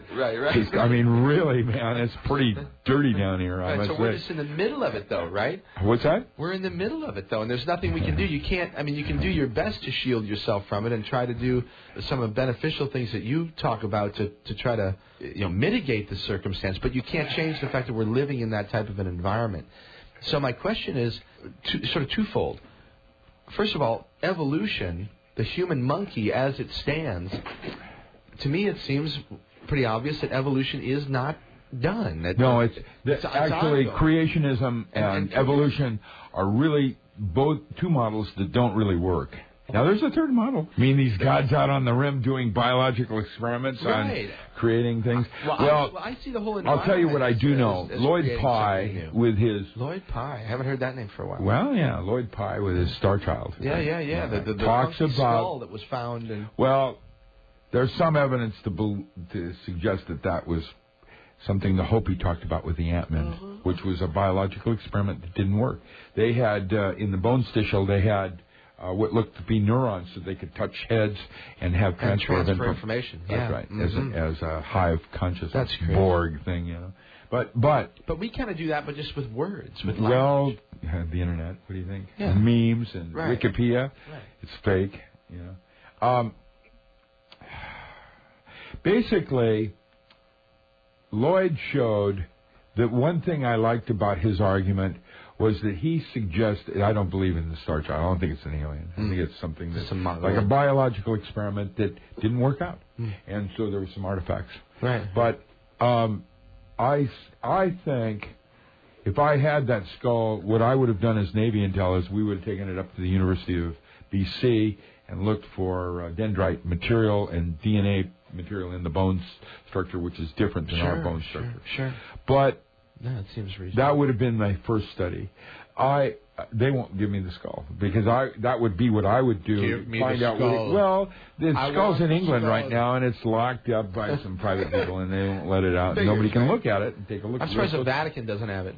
The Vatican has their own things. They got plenty of skulls. I'll tell you what the Vatican does is they have the Jesuit, which is the original CIA. Yeah, those guys are assassins, man. Those guys not assassins. They were the brainy group that when there was something that nobody understood, they sent the Jesuits in, like, the name of the rose. To figure out what was really going on. They were the intellectual part of what was going on to figure out. But weren't they also considered like an army of sorts? I mean, there were some badass Jesuits that killed a whole bunch of people. Well, like the CIA, there were splinters. That's what it is. It's like an intel group, but counterintelligence. They're a smart group, though. That's for sure. Yeah, they were the ones that could go in and move outside the box. That's what we were talking about, is outside the box. Yeah, I'm having trouble on this one, too. Wow. I'm starting to get gummed. That's right. We only got an hour I left. mean, really gummed. I wonder if the girl who comes in and does the radio show after me is actually going to show up or not. Well, I'm going to fall out pretty shortly here. About 1 out of every 2 times she doesn't show up. That's all right. I can just turn the damn thing off. Yeah. No, you don't do that. We can play more music. That's right. We'll just put music on. Yeah, what we call that a spin doctor. You gotta. You're the only doctor around here. I'm the second part of Doctor Strange. So what Lloyd Pye showed was that wherever there were breaks in what we called missing artifacts, what they call missing links, that in fact occurred exactly at the same time. There were missing links in grain structures that we were eating foods on, that because the mandible of the jaw changed to this without a missing link, and the grain did the same thing. Whoa. What does that mean? That means that some of this was with intentionality, and they were making gross changes going from here to there, and they needed to change our foods to match what our needs were. Oh, so it's an that's one idea. theory. That's a theory. Now, with that said, that means that we were manufactured for purpose. And if you realize it, man's brain, the way it's designed, is not as efficient as the orca brain. And that means we can't achieve, even in evolution, what an orca can. And that would suggest that the orca is a god, not our god, but a god. And that this song is not about you, as Carly Simon would suggest, but maybe about cetacean, because this is a water planet. Yeah, 70% water. Man loses his narcissistic element of thinking the whole thing is about us and starts taking a closer look at our relationship to our environment. And that would lead to concepts of sustainability where we're in balance or in harmony with our universe rather than trying to change it. Right, and fighting against it. If we moved to the next level of realizing that the soil is conscious, mycorrhiza, that there's an aggregate that forms a consciousness similar to the difference between Chicago and New York, that there's a whole nother series of planes to exist that are rich for man's next growth and development. That we have, in fact, it's not about us, it's about something much better. And Gaia is the serpent at the end of the rainbow. It is the lost chord. It is that sound, that cymatic sound that relates the heart outside the body as a sound wave to the body inside, and that we'll call this book Into the Out Of. What are the odds that the current environment... I made your eyes glaze over. I'm sorry. No, it's awesome. I love it. I can't wait to listen to this back. I watched him go sideways. Wow. That's the kind of show I wanted to do, where there's the nowness of what's happening. Yeah. That is where the richness of life really occurs. That's what we're all about. That's what's going to happen shortly. What is it? 4 years, 6 minutes, 12 seconds in Planet X. And it is going to lead, whatever that meant. And it's going to lead to the evolution of man to the next layer. Mm-hmm. Dr. Charlotte Bach wrote a book on that. She did her doctoral thesis at the Warburg called Homo Mutant, Homo Lumen. It is about the next evolutionary stage of man and what we're capable of achieving. Not what the dolphin or the orca can achieve, because that, unfortunately, I'm like David Copperfield. Sir, can I have some more? I want some more grain. But we can't do what they can do, but there's no reason why we can't partner. What did that was it called the Red Planet, where the guy discovers this artifact where the aliens ship him in a shoot off into the galaxy, and the expression of the other astronauts are, "Nice ride." Nice ride, dude. Nice ride. Yeah, that's what the dolphin and the orca are about. Now, the interesting thing about our comparison to them, though, and I agree with you. I think they are something special. Well, there's a relationship. We have not even explored that part of consciousness yet in our relationship to the rest of us. But what about the fact that we use these tools? I mean, orcas and dolphins are amazing, and they have the ability to communicate and use Clifford algebra, etc. But they don't build things like Los Angeles. No, but they blow sonoluminescent little bubbles. You can go on the internet and you can see that their art form, that they blow these little bubbles into DNA, and then just before it hits the surface, that's an artwork in one of my new books. I've seen where it pops into light as a form of cold fusion as their art form. Are they trying to show us something?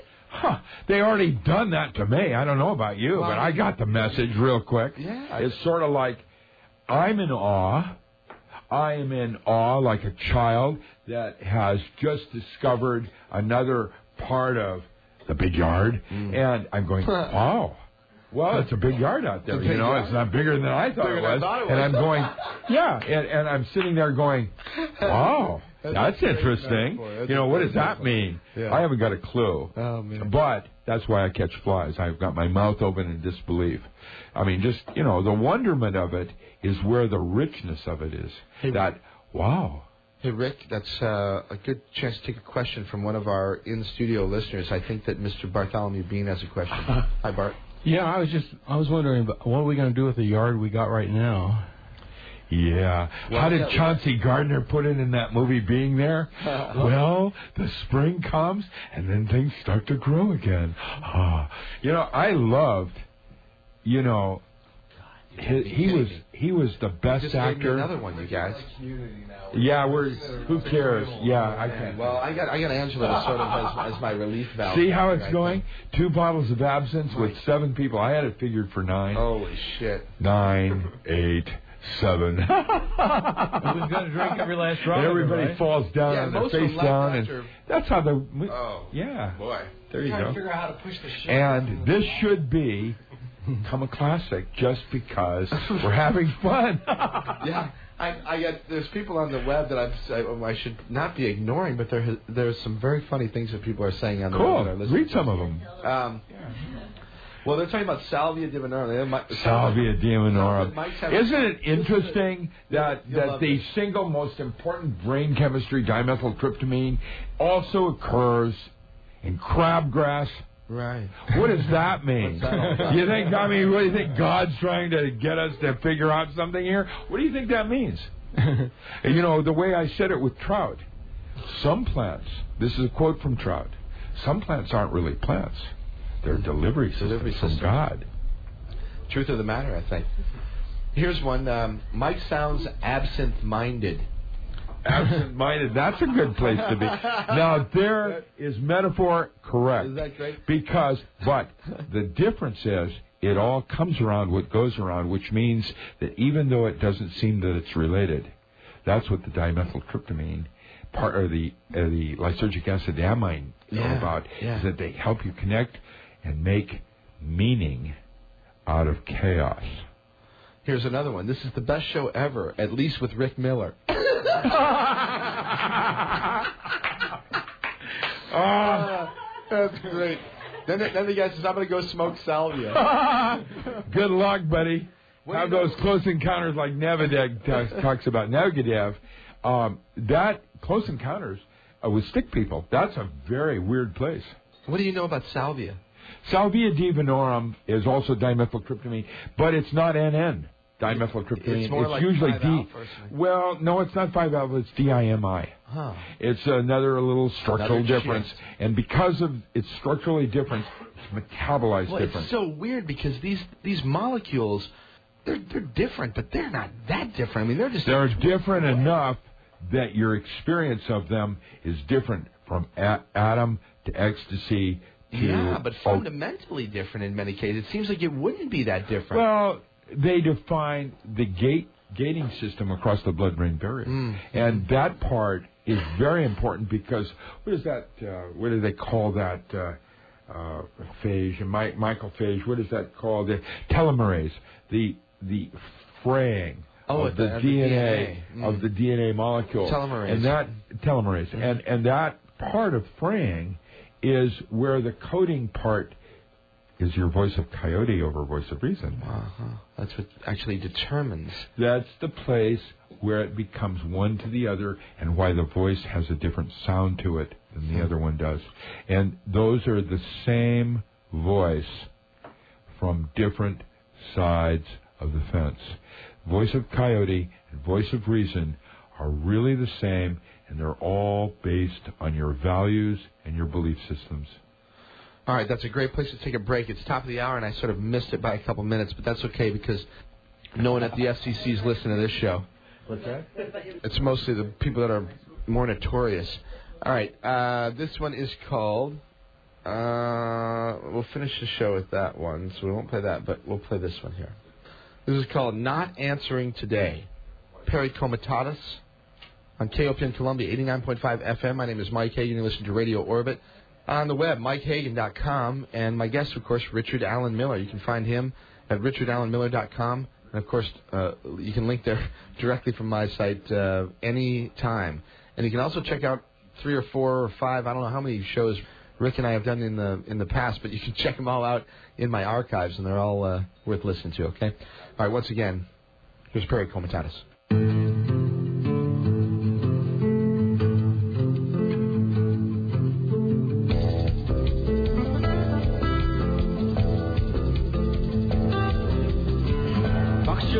And souvenirs, packing memories and fears. Take your paintings off the walls. Tell your closest friends goodbye. Sever all remaining ties. Ignore all incoming calls. I pass your window in the dark. Hear the pounding of my heart.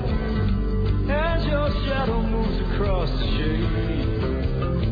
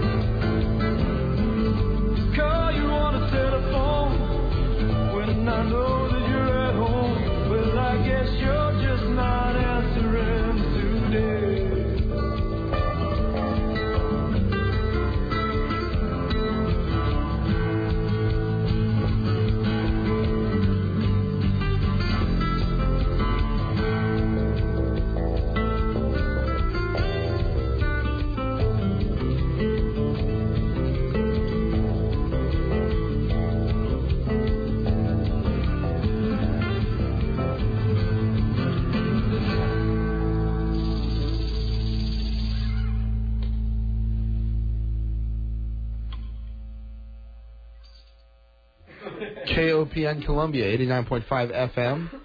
Another wonderful piece of music there. That's Perry Comitatus. The CD is called Kindred Sith, and it's available on CD Baby in about a week, probably, maybe 2.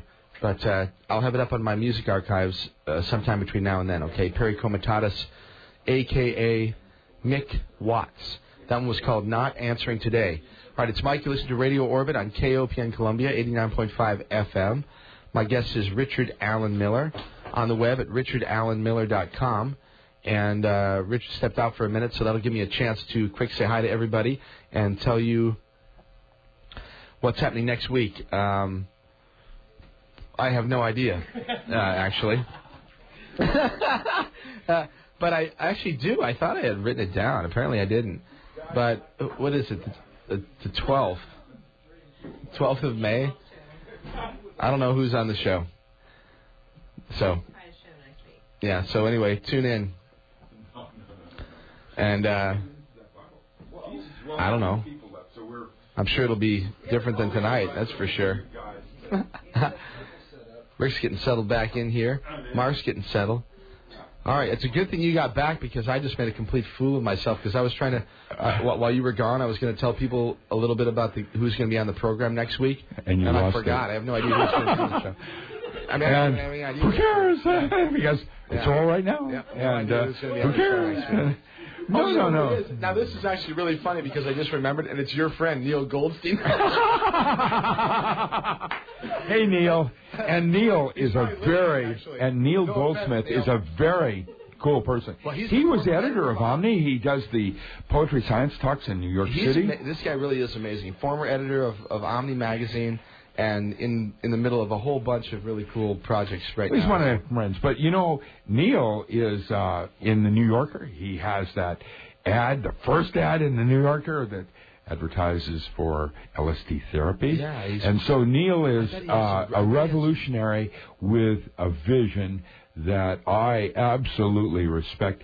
He had me. That's where I presented the first concept of the non-local mind was with Neil in New York City. Nobody got it then because I didn't have it then, but that's where it started. I don't know.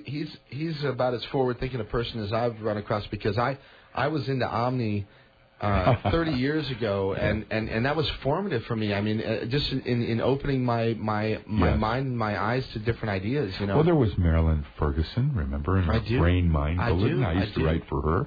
And then there was weird magazines like, remember, Dr. Charles Muses used to have Astrologia and several other and then there was Julia Stuhlman that used to have Fields Within Fields with 777 UN Plaza. And, there's been some heavy-duty. Buckminster Fuller. I wanted to mention Buck for a minute. He went to school at Carbondale, not far from here. Buckminster Fuller's primary mathematician was Bob Marshall.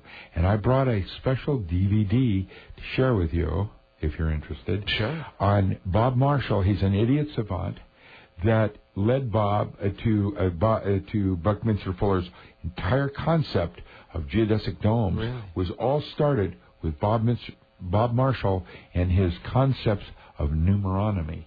Now, numeronomy he is an idiot savant that, like, for example, I interviewed him more than 20 years ago, and so my notes on those interviews have led me to the Diamond Body and are part of the Buckminster Fuller Museum now.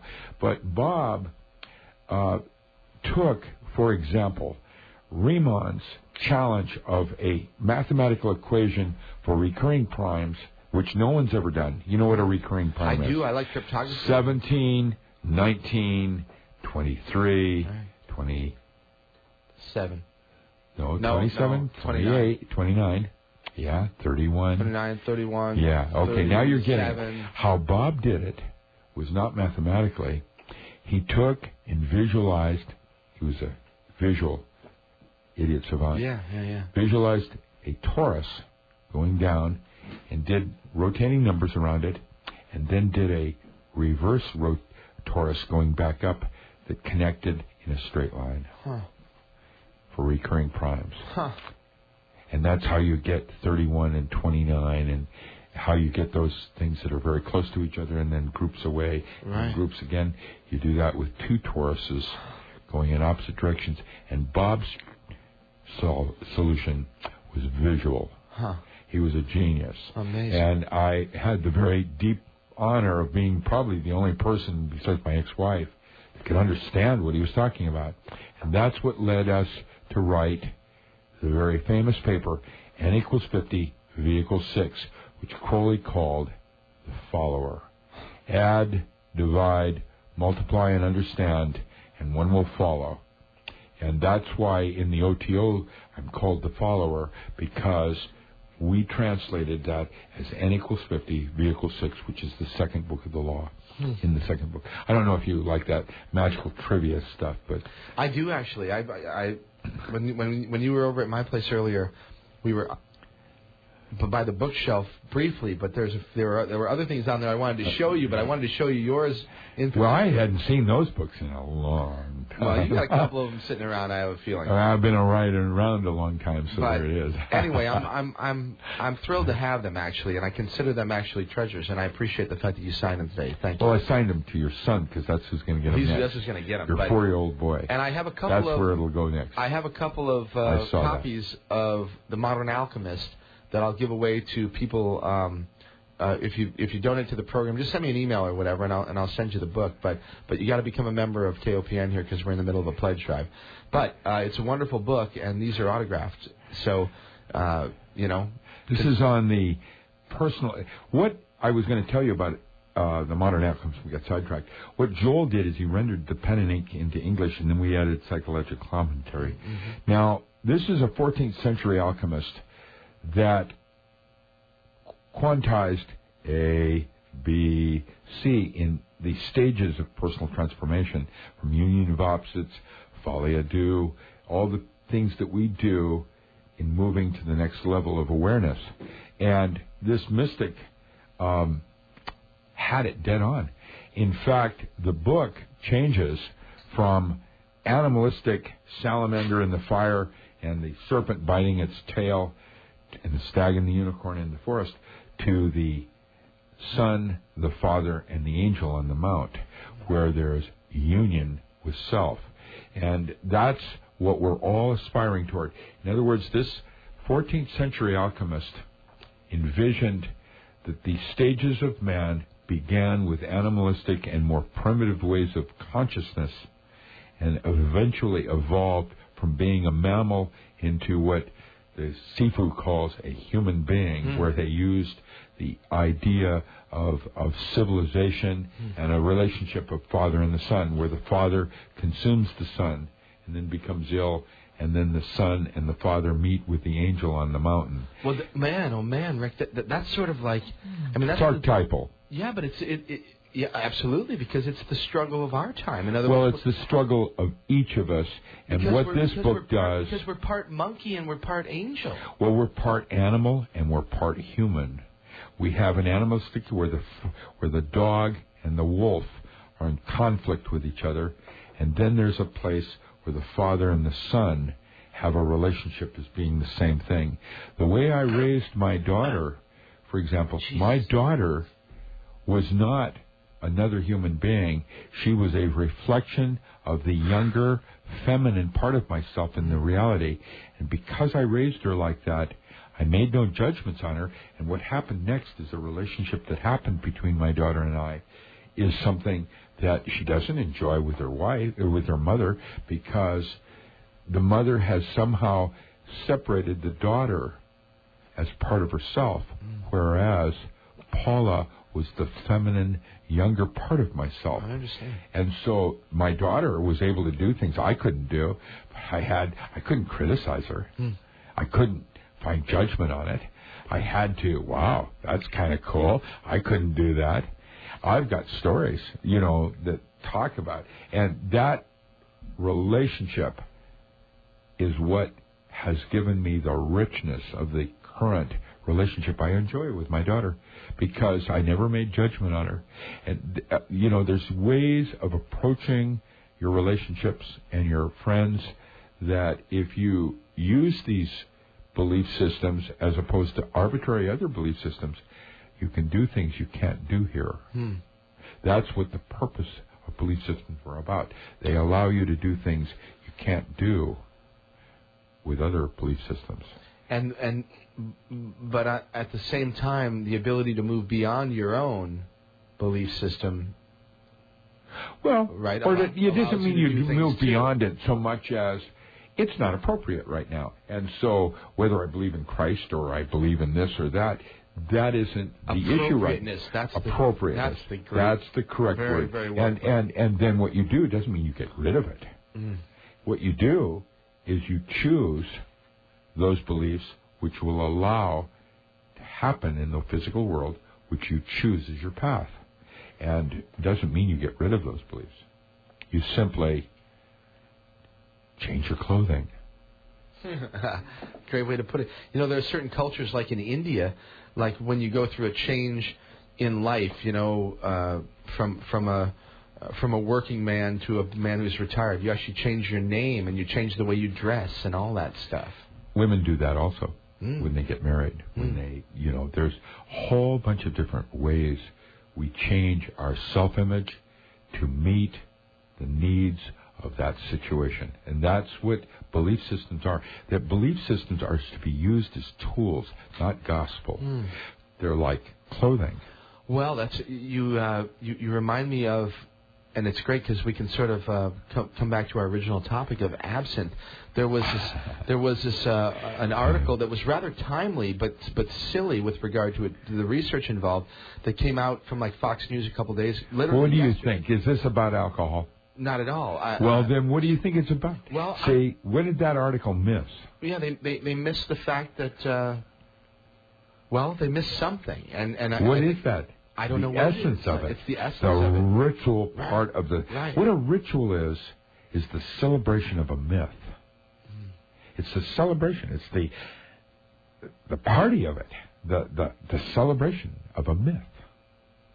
And in order for a myth to remain, it must be celebrated. It must be participated in. That's where you put the energy in, and that's what makes psyche into matter.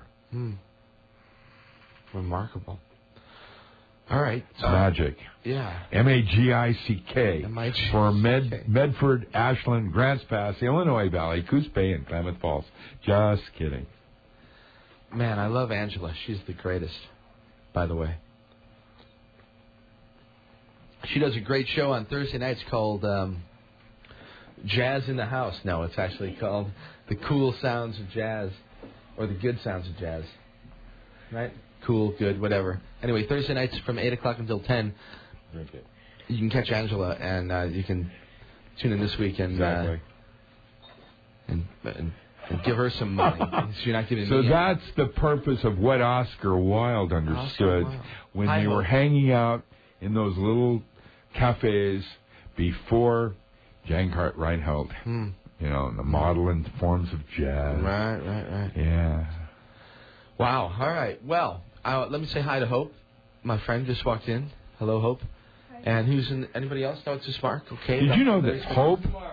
Well, no, you've been here. I thought there was. Did you know new. that? I thought it was someone new. That's all. Not just Mark.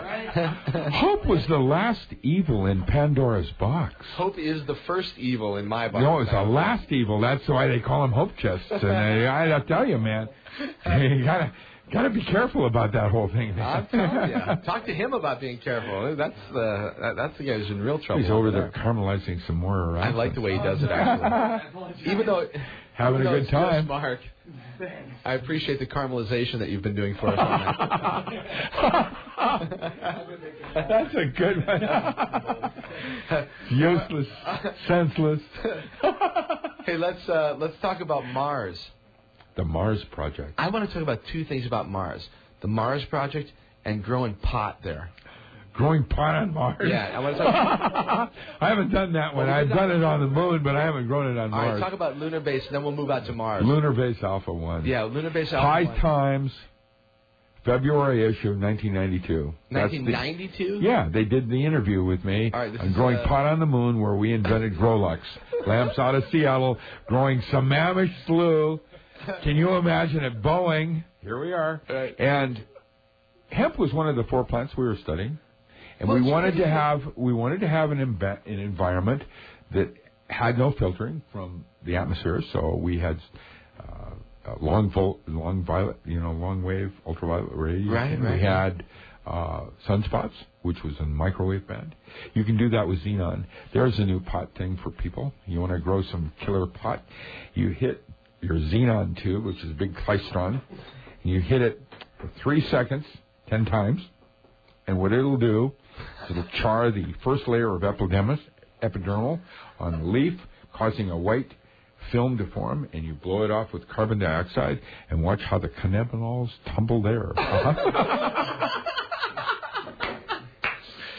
Yes. That's Boeing at its very finest. And I have to tell you, the work of Boeing, okay, people? Yeah. Right? I mean, 1990. What's going on here? Huh?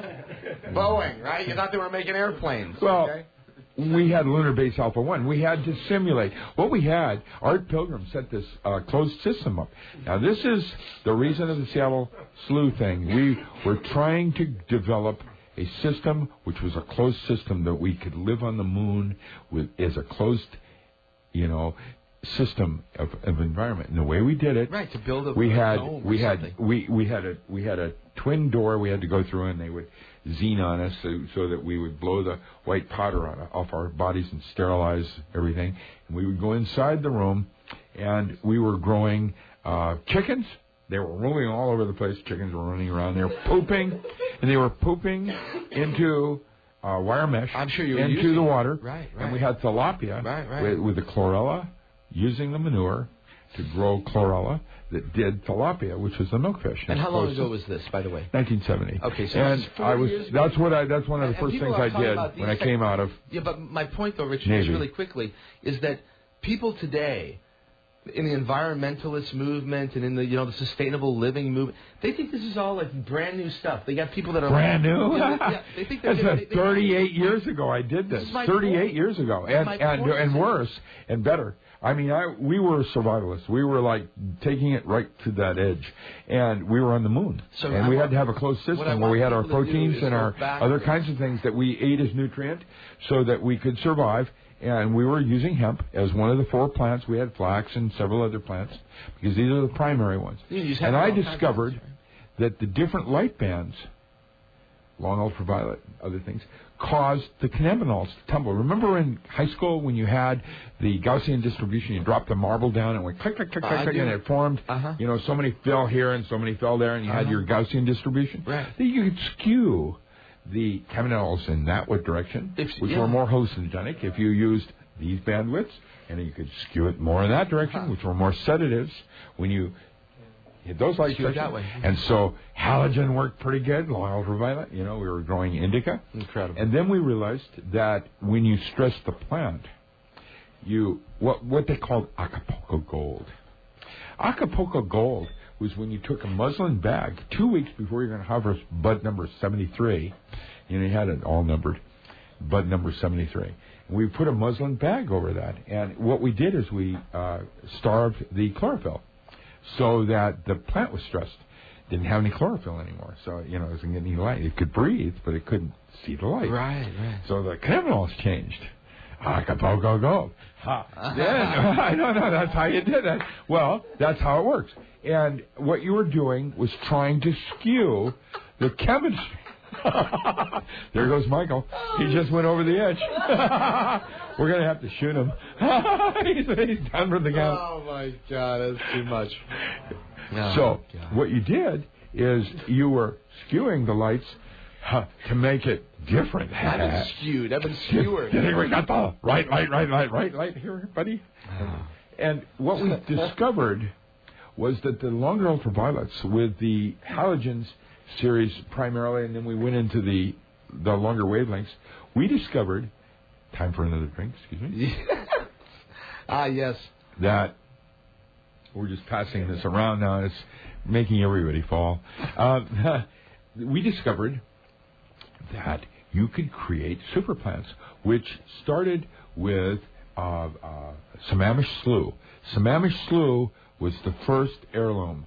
That was the one that was what we call two-toke. That you took 2 tokes and then you forgot about smoking anymore. No. I mean, that was two toke. The one toke was called charas. That came from Kathmandu, and there was a temple up there where they had the temple balls, and there were brown temple balls and green temple balls. And my biker friends would go to Kathmandu and they'd buy the temple balls. I think I got green temple balls. Medic, we've got another guy down here. I need some help over here. That's my wife. That's crazy. Where did that one come from? Henny Youngman. Sure. Where did he come in here? Anyways. Yeah, I know. It's all mirrors, smoking mirrors, actually. No pun intended. We discovered what the Buddhists would do is they had this temple and they had to support it up in Kathmandu, and the priests would go out into the marijuana fields. They had these big fields, and they would do their meditation. And the oil that was used to make a temple ball came from the side of the nose. There are 32 nadi points, NADI points, in the Indian traditions of different places where you secrete different oils on your body. And it was the nose oil that was used in the temple ball that formed this ball that they rubbed in their hand during the day to form a meditation. They would more oil off their nose to make this ball. And at some point, at the end of the meditation of that day, it was a 22 to 34 gram ball that would be mostly green. Now, the green temple ball is a number 1 or 10 on the highs. I used to have a temple ball I had. It was a 1 ounce temple ball that lasted me about 2 years. And we used to play hash, and we'd smoke the hash and play chess, drinking Grand Marnier or whatever. And I thought pot and hash were just for dumbasses and for, like, losers that couldn't even think or something. You play chess, man? Wow. Charas means angelic, by the way, and it comes from Kathmandu, and there's only one like it in the world. And that charas, the green ones, you could take a small pinch of it and you'd fluff it up in your hands into a big pile. And I used to lay $100 bill down and I'd say, I'll bet there's nobody that can take a single toke of that and not choke. And of course everybody wanted the $100 bill. Sure. So they would fake it. Nobody, I never lost my $100 bill because the very finest ones, it expands so abruptly into the lungs that you have to choke.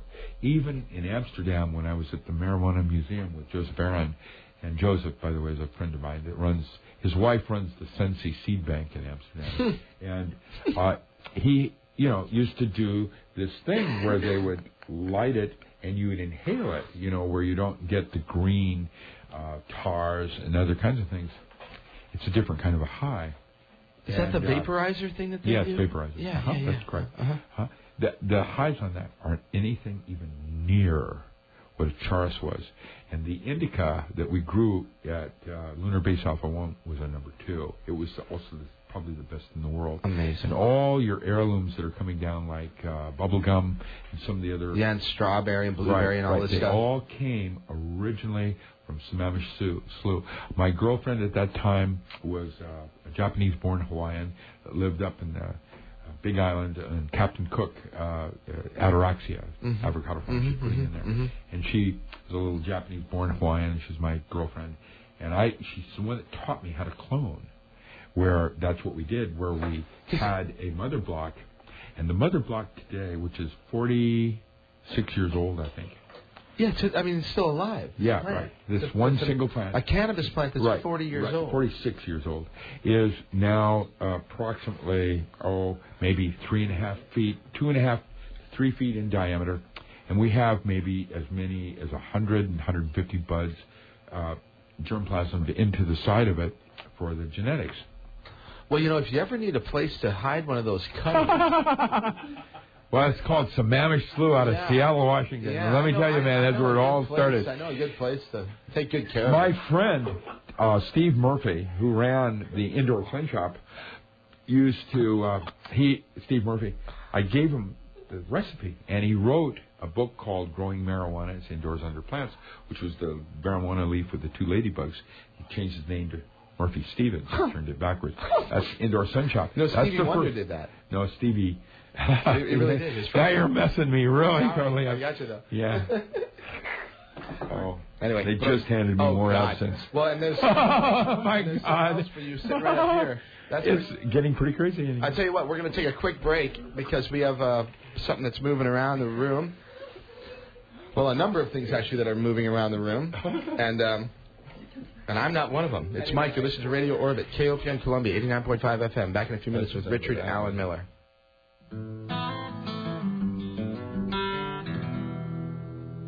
Well, they rode the range and rolling plains from Germany to China with their animals and jewelry in tow. And I guess it's hard to say exactly all the things you trail behind you. Hard to say what lives deep down within your blood, you know. 10,000 ancient animals alive inside your brain, and you can conjure up their forms in pain and bronze. Our granddads herded cattle on the Oklahoma range, and I guess it's safe to say that way of life is gone.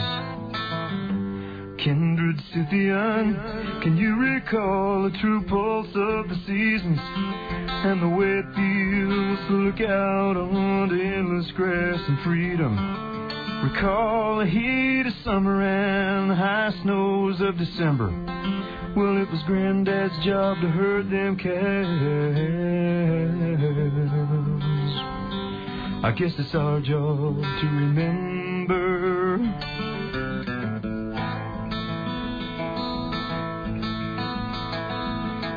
10,000 ancient animals alive inside my brain, and while I really can't be certain what they mean,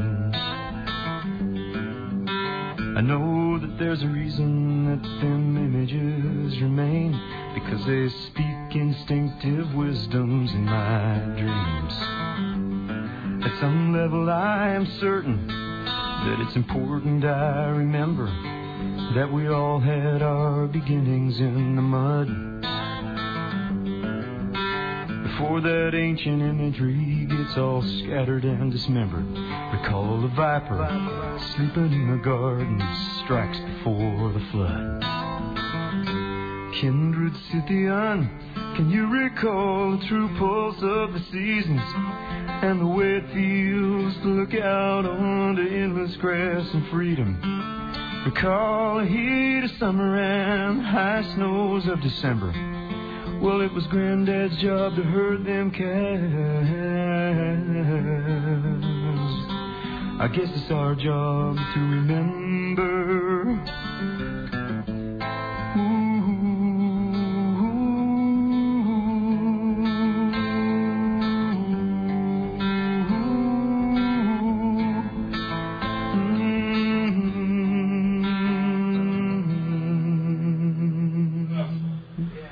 Kindred Sith, that's the title track from an album by Perry Comitatus, a.k.a. Mick Watts. Thanks for the music, Mick. I appreciate it. That will be available on cdbaby.com in the next couple weeks, and you can always go to my music archives and find out information about Mick and other musicians that appear on the program here. All right, it is about 25 minutes before the hour of 2 a.m. Now on the 6th of May, 2008. My guest is Richard Allen Miller. We've been drinking absinthe and talking about all kinds of interesting and fun stuff for the last couple hours. We're going to do it for another 15 or 20 minutes here and then say goodbye to y'all. But before we do that, we will get back to Richard and see if we can come up with some coherent conversation between the two of us. That's a challenge. I know, between you and me right now. Yeah, I know. It's fun, though. It is great, actually. It's really nice to be right across from you like this, rather than on a telephone. Like, it really is. All right, hey, do you, in your opinion, do we have, and by we I mean human beings, are there bases on the moon, on yes. Mars, things yes. like that? Yes. I mean, I've seen stuff yes. on the moon. To answer, yes. There are bases on the moon. How long? Long time, right? Yeah. I mean, they cut off the moon project around... Well, 1967, 1969 was when we were supposed to be our first landing. That was the one where the public got to know. My understanding is that's approximately when we did it, because we had really no interest in the moon ever, really. It was always about Mars. Mars had water. We knew that in 1964. And there were several attempts to terraform Mars, and then the joint expedition 1 year before the moon. The moon is a gravity well. And while they say, well, there's water on Mars, on the moon, no, there isn't water. Not like there is Mars. There's water on Mars. They're correct. There's a lot of water on Mars. In fact, the way they do that is using what we call a muon factory that creates tachyons. And the tachyons are used in Cherenkov radiation. Those were what I did in my junior and senior year in 1961 and 62. And what's the were then used in the Mariner experiments in 64 flyby to discover water on Mars. Well, we used... Holy cow. You know, Rick, the Mariner... okay, so... 1964. Right, and Viking was later. Viking was later. It was the Mariner 1 that did the discovery of water on Mars. Well, you know what? And it did that with a tachyon factory. Also, that's remarkable because I mentioned, and this is a good time to mention it. I mentioned to you earlier today this guy Kent Stedman, who was my best friend, and I'm dedicating the show to him tonight. Cool. Our absinthe ritual was for Kent, and he was an amazing guy, but he was a sleuth when it came to NASA.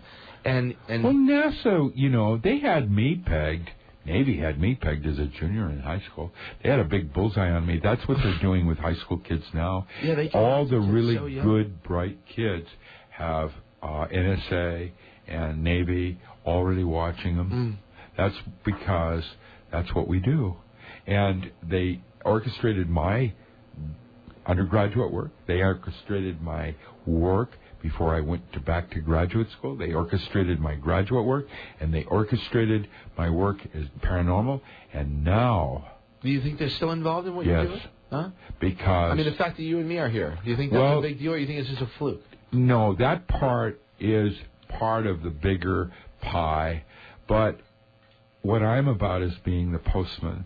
I'm going to bring the fine-tuning for our rural communities together so that we can interface and dialogue with each other. Are we already in checkmate? Hold on. Grab that mic. All right. Go ahead. Are we already in checkmate and they don't even care if you tell us what you know? Like, it doesn't even matter anymore? It's not about checkmate. Nobody has a clue what's really happening. The New World Order is hanging on with dear hands because if the pole shifts occur, that infrastructure's gone. And it's about setting up an infrastructure that will assure the continuance of man. Well, I'll tell you something, man. We are survivalists, and all of you out there are going to be probably watching this happen and be part of the new world, because it's not about the New World Order. It's going to be about the new world spirituality, the part where we all grok something more about what's happening now. The rock and roll. The new world. Everybody's into their cups. You know, the new world. This is nice. All right, this is caramelization happening live. Caramelization I love that. happening live. That's a cool. That's kind of. Anyway, you know, Rick, I tend to think that the New World Order is actually the old world order. And it's the Nine Families. I have this comic book. Pathetic world order. Pathetic. Basically, in fact, I couldn't be the New World Order, but I have to say, I wouldn't want to be responsible for the decisions that they're having to make. Like, there's too many people on Earth. Who would want to make those decisions on who dies and who lives? Yeah, but it's someone's decision who would to want make, though. Well, Africa, India, China. You know, these are places that are going to happen. Indonesia right now with the rice. This is happening but you let nature, now. You let nature figure out who survives. You Well, don't have men in offices. Who's deciding. nature? Well, what is nature? Does that mean the gods? There's a big list in the afterlife. Yeah, what do they call that? The etheric, what do they call that? The big book of karma? Oh, yeah, send your money now. Just so you know. Send your money in now. Thanks. How did they put it in that one video I put? But for that, you have to join the church. Yeah, everybody wants you to join their church. Well, that's what it's about. That's, you know. Well, because what it turns out... How did they say it in my book? I made a video when I was at Evergreen. It was called Eat the Sun. Then you will be your own father. And what it was about is a new religion based on biofeedback. And it won Best Picture in Cannes. Papa Johnny made the movie. What we did, we were upstairs, and we were the physicists that they came in, and they said we'd like a science fiction idea that would make sense. And we decided we would have a new religion based on biofeedback. And the way it worked was that if you put your body in perfect stasis with itself, you would know the unknowable truth while you were still alive. If everything was in sync with itself. And so the movie takes off like a 2001, where we have someone in a bath of electrodes all over their body, and we're doing biofeedback to put them in perfect sync with themselves, with the understanding that at that moment, that was the Videru Telemahandi, eat the sun, Tapesha ritual, trial by fire, and then you will be your own father. So what happened is, there's a guy that went through the Tapesha ritual and was brain damage. Oh, mentally injured. Well, we've no longer allowed that kind of thing to happen because they had an interview with a salesperson. The whole movie was done like a 60 Minutes where we interviewed different people, including the people that were damaged by this Tapesha ritual.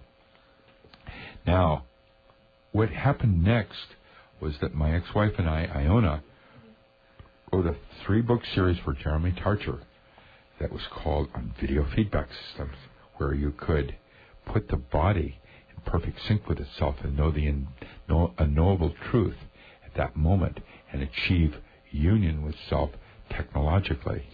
And that was called the Tapesha ritual, which is trial by fire, electronic trial by fire. And it's an interesting movie. It's called Eat the Sun. It's a cult classic out of Cannes. It was a half hour, won Best Picture of the Year. It was done from Evergreen, where we were teaching. I was first faculty at Evergreen, and we used to write these weird things, and then these other geniuses would make movies out of them. Amazing. And Papa Johnny was like brilliant, and he made this movie. And the librarian was the Videru Telemahandi, where what happened was the movie... Rick, you have had the most remarkable life. I've had a lot of fun. I mean, can't have a boring life. You got to have fun with it. Yeah, but I mean, my God, it's just I've been very never lucky. cease to amaze me. Well, I've been very lucky, and I've known brilliant people. Not just it isn't about me. No, about I realize. Friendships. I realize it, but that's what experience is about. I mean, it's about being able to share them, right? So little stories, so that everybody can now somehow integrate them into their own lives and their own personal story. Yeah, because everybody's got one. No doubt, and I think you learn that. I mean, if you just take the time and talk to anybody, I mean, you'll find out they have a pretty damn interesting story. Cool. But yours is sort of remarkably interesting. Well, I've been lucky. My God, I've been. All right, so we got 10 minutes left. What do you think is happening with regard to politics and all this stuff? In other words, we got an election coming up in November. This is really a weird place. It's so weird. I must tell you, I mean, what do you think about Clinton and Obama? And Obama. I call it Winky Winks and the Iron Maiden. But not only and then there's Winky Winks and the Iron Maiden, and they're both really scary. Winky Winks belongs to Rockefeller, and the Iron Maiden, oh God, who knows where but they're all God she serves. They're all Bilderberg, they're all I didn't swallow. I agree. Yeah, but I and McLean McLean, have you watched the way he holds that mic? Oh, wow. That's scary. I mean, really, man. He holds this mic like it's kind of scary. Yeah. I don't want to even talk. And so, anyway, but this is what we've come down to. And there's 5 months between now and November. I know. Lord deliver us from evil. Imagine what's well, going to happen. hopefully the apocalypse will occur and that'll take care of it. You know what I mean? have a feeling that something's going to happen and just throw the whole thing up. Well, it is going to happen. In 4 years, 2 minutes, 6 seconds, and, Yeah. Well, that's Planet X. It is being plotted by NASA right now. All right, it came in from the Oort cloud. It passed by Uranus, Jupiter. Hey, leave my anus out of this. All right. Well, that's the close. Literally, this is by Uranus and Jupiter. Right. It's a planetoid, a small moon that is extremely dense, and you can go to Google Earth and you can watch its plot coming through the galaxy on the star. On the space part of their icons, they have a space thing that does the same thing as going down and looking at the boyfriend that's visiting your girlfriend with the license plate. You can do a pan on it and get the license plate number. This is really weird shit. It's on the internet. Oh, now. It's called Google Earth. You can download it. Yeah, it's but crazy. the space section will show the NASA plot of Planet X that came in through the Oort cloud. It heated up both Neptune and Uranus's core, and now is heating up Jupiter's core. It will pass closer to. This is true, people. There are lots. No, of this is actually happening right now. And you can watch the progress of it. It will be between Mars and Earth in the year 2012. It'll be closer to Mars, which will probably create a heated atmosphere, making Mars livable, and it will cause a pole shift in the Earth. And there will be probably, as we're understanding it now, a minimum of about 2 years where things don't grow on Earth because of the mantle being up in the atmosphere. Well, and that's why Gates and all the rest of them have put these seed repositories in Iceland, because it's happening. And wakey, wakey, as Crocodile Dundee says, it's wakey, wakey. Well, it's pay attention. You should focus now on learning how to farm small gardens. You don't have to do all your food. Learn how to grow some of it. And learn how to save seed. And then so trade you can for the plant the seed the next year. And when you do that, learn how to barter, because that's going to be how we survive. There's going to be Hold on. collider. A question from Mark. Go ahead. Yeah, I just hope it's not the last planet that's like, hey, let's make a giant particle collider that goes underneath 3 countries. Oh, you're talking about the gravity wave generator in Houston. That's owned by Washington State University, Raymond Band Theory, and is now managed by Caltech and MIT, and that's creating Event Horizon. No, he's talking about the one in CERN in Switzerland. No, I'm talking about the gravity wave generator. He's talking about and, the CERN one isn't as much concern for me and their black hole as the gravity wave generator in Houston, Texas, that is changing the shape of space. And what they're doing, they're changing the shape of space. This is an actual physical thing they're doing, which is going to create the fog, where we have dimensional gating things with things coming in and out that we have no clue. Okay, I'm starting to break the circle, but I gotta go to church. I gotta go. Holy rollers. Holy roller. Well, I mean, holy roller coasters. Yeah, look, I mean, I got to tell you that. I'm speaking about Washington State University. My alumni at Pullman owns the gravity wave generator in Houston, Texas, that is currently managed by Caltech and MIT. California Institute. They have graduate students there showing off the gravity wave generator, and what it's doing is it's twisting space into shaping new dimensions. And what's happening is we're creating schisms in our universe that I have no clue what it means. You know, I think that's sort of the bottom line, is that we're in the middle of a gigantic experiment, chemical, biological, electromagnetic. There's all, and nobody has any idea what the hell is going on or what's going to happen. And so I'm just going to have a little more absinthe. and consider it as an existential Desjardins. Well, I do. Existential vision of. I do and I don't. I actually think there's some sort of a purpose, but I'm just not sure what it is. Well, that's because it's beyond you. It's God. Yeah. And what's happening is we're along for the ride. Right. So enjoy the ride. Right. Because how do they put it in the planet Mars? Nice ride. Nice ride. Yeah, and off he goes. Nice ride. Because you don't know where it's going to go. That's the wonderfulness of it. Mm-hmm. Yeah, you don't know what it means. What fun would it be? It's exciting. It really is. Amazing time to be alive. It's all going to be fine? Is that the voice of reason or the voice of coyote? Yeah, it all came around because it came around, or whatever that says. Oh, man. All right, well, I think that is a good time to... I got the voice of coyote. I love it. I love it. Yeah. Richard, it's been a pleasure, my friend. It's always a pleasure. Awesome. Michael. I can't believe you're here, and thank you for... Sure. For providing us... Yeah, I thought you'd like to have this... incredible. Live, it's... Richard Allen Miller. Saturday Night Live. And he brings us...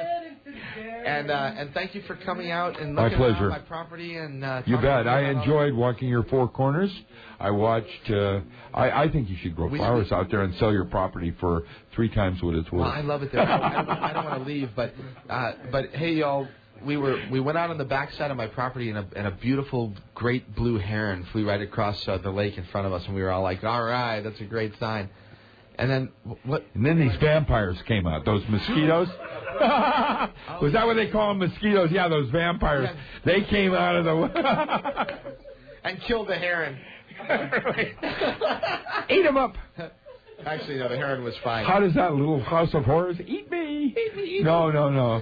Feed me, mama. All right, on the web, richardallenmiller.com, Northwest or nwbotanicals.com. .org. Yeah, that creature under the bridge, that weird creature.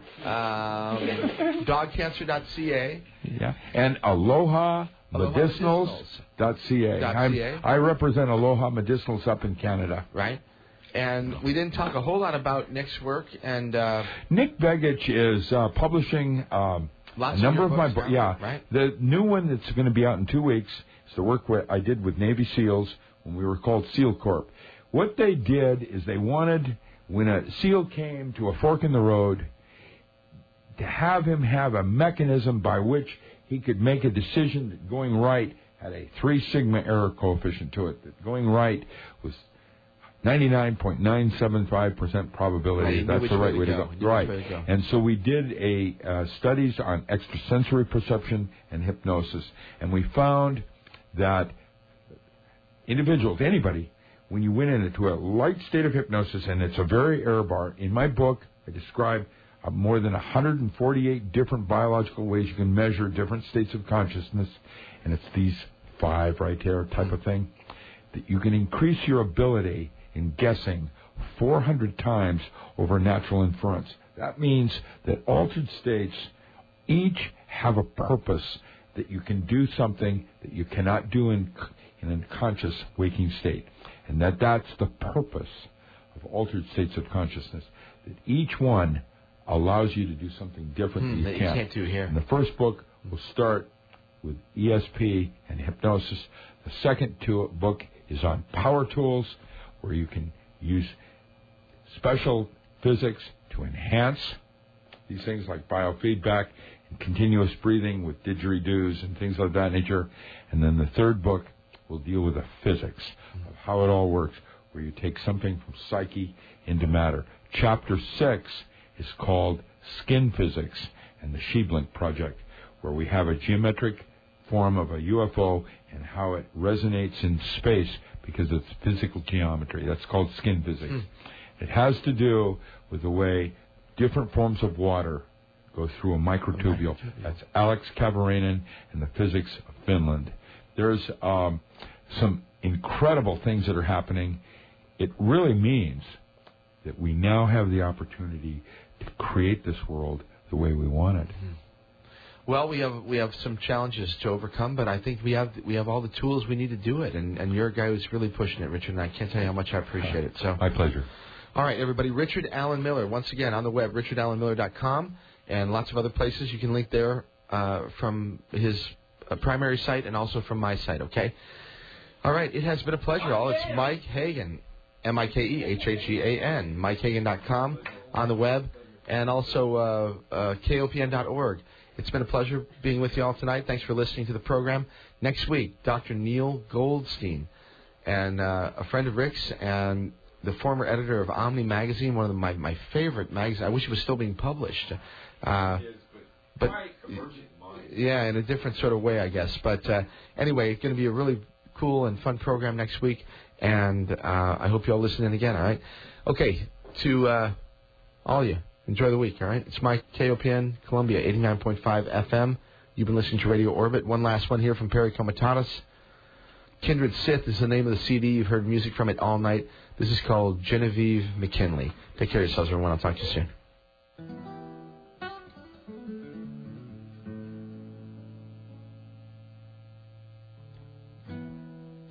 Her smile was like an open moon for everyone to see, as she flitted round the crowded room and tried too hard to please every man's eye upon her. Must sacrifice the flame, and she pulled him like a magnet,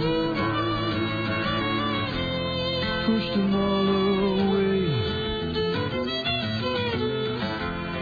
Genevieve McKinley never makes up her mind, likes to keep on dangling on the line.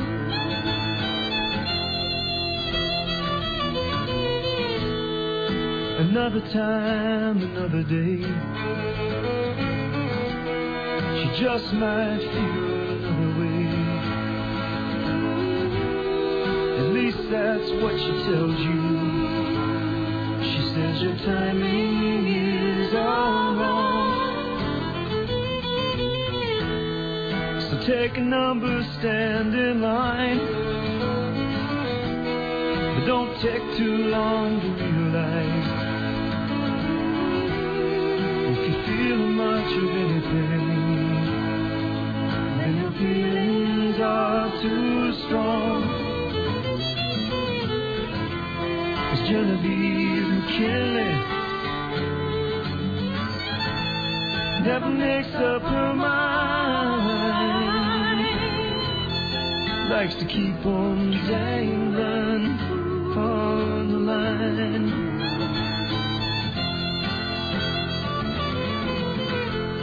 Genevieve McKinley never makes up her mind,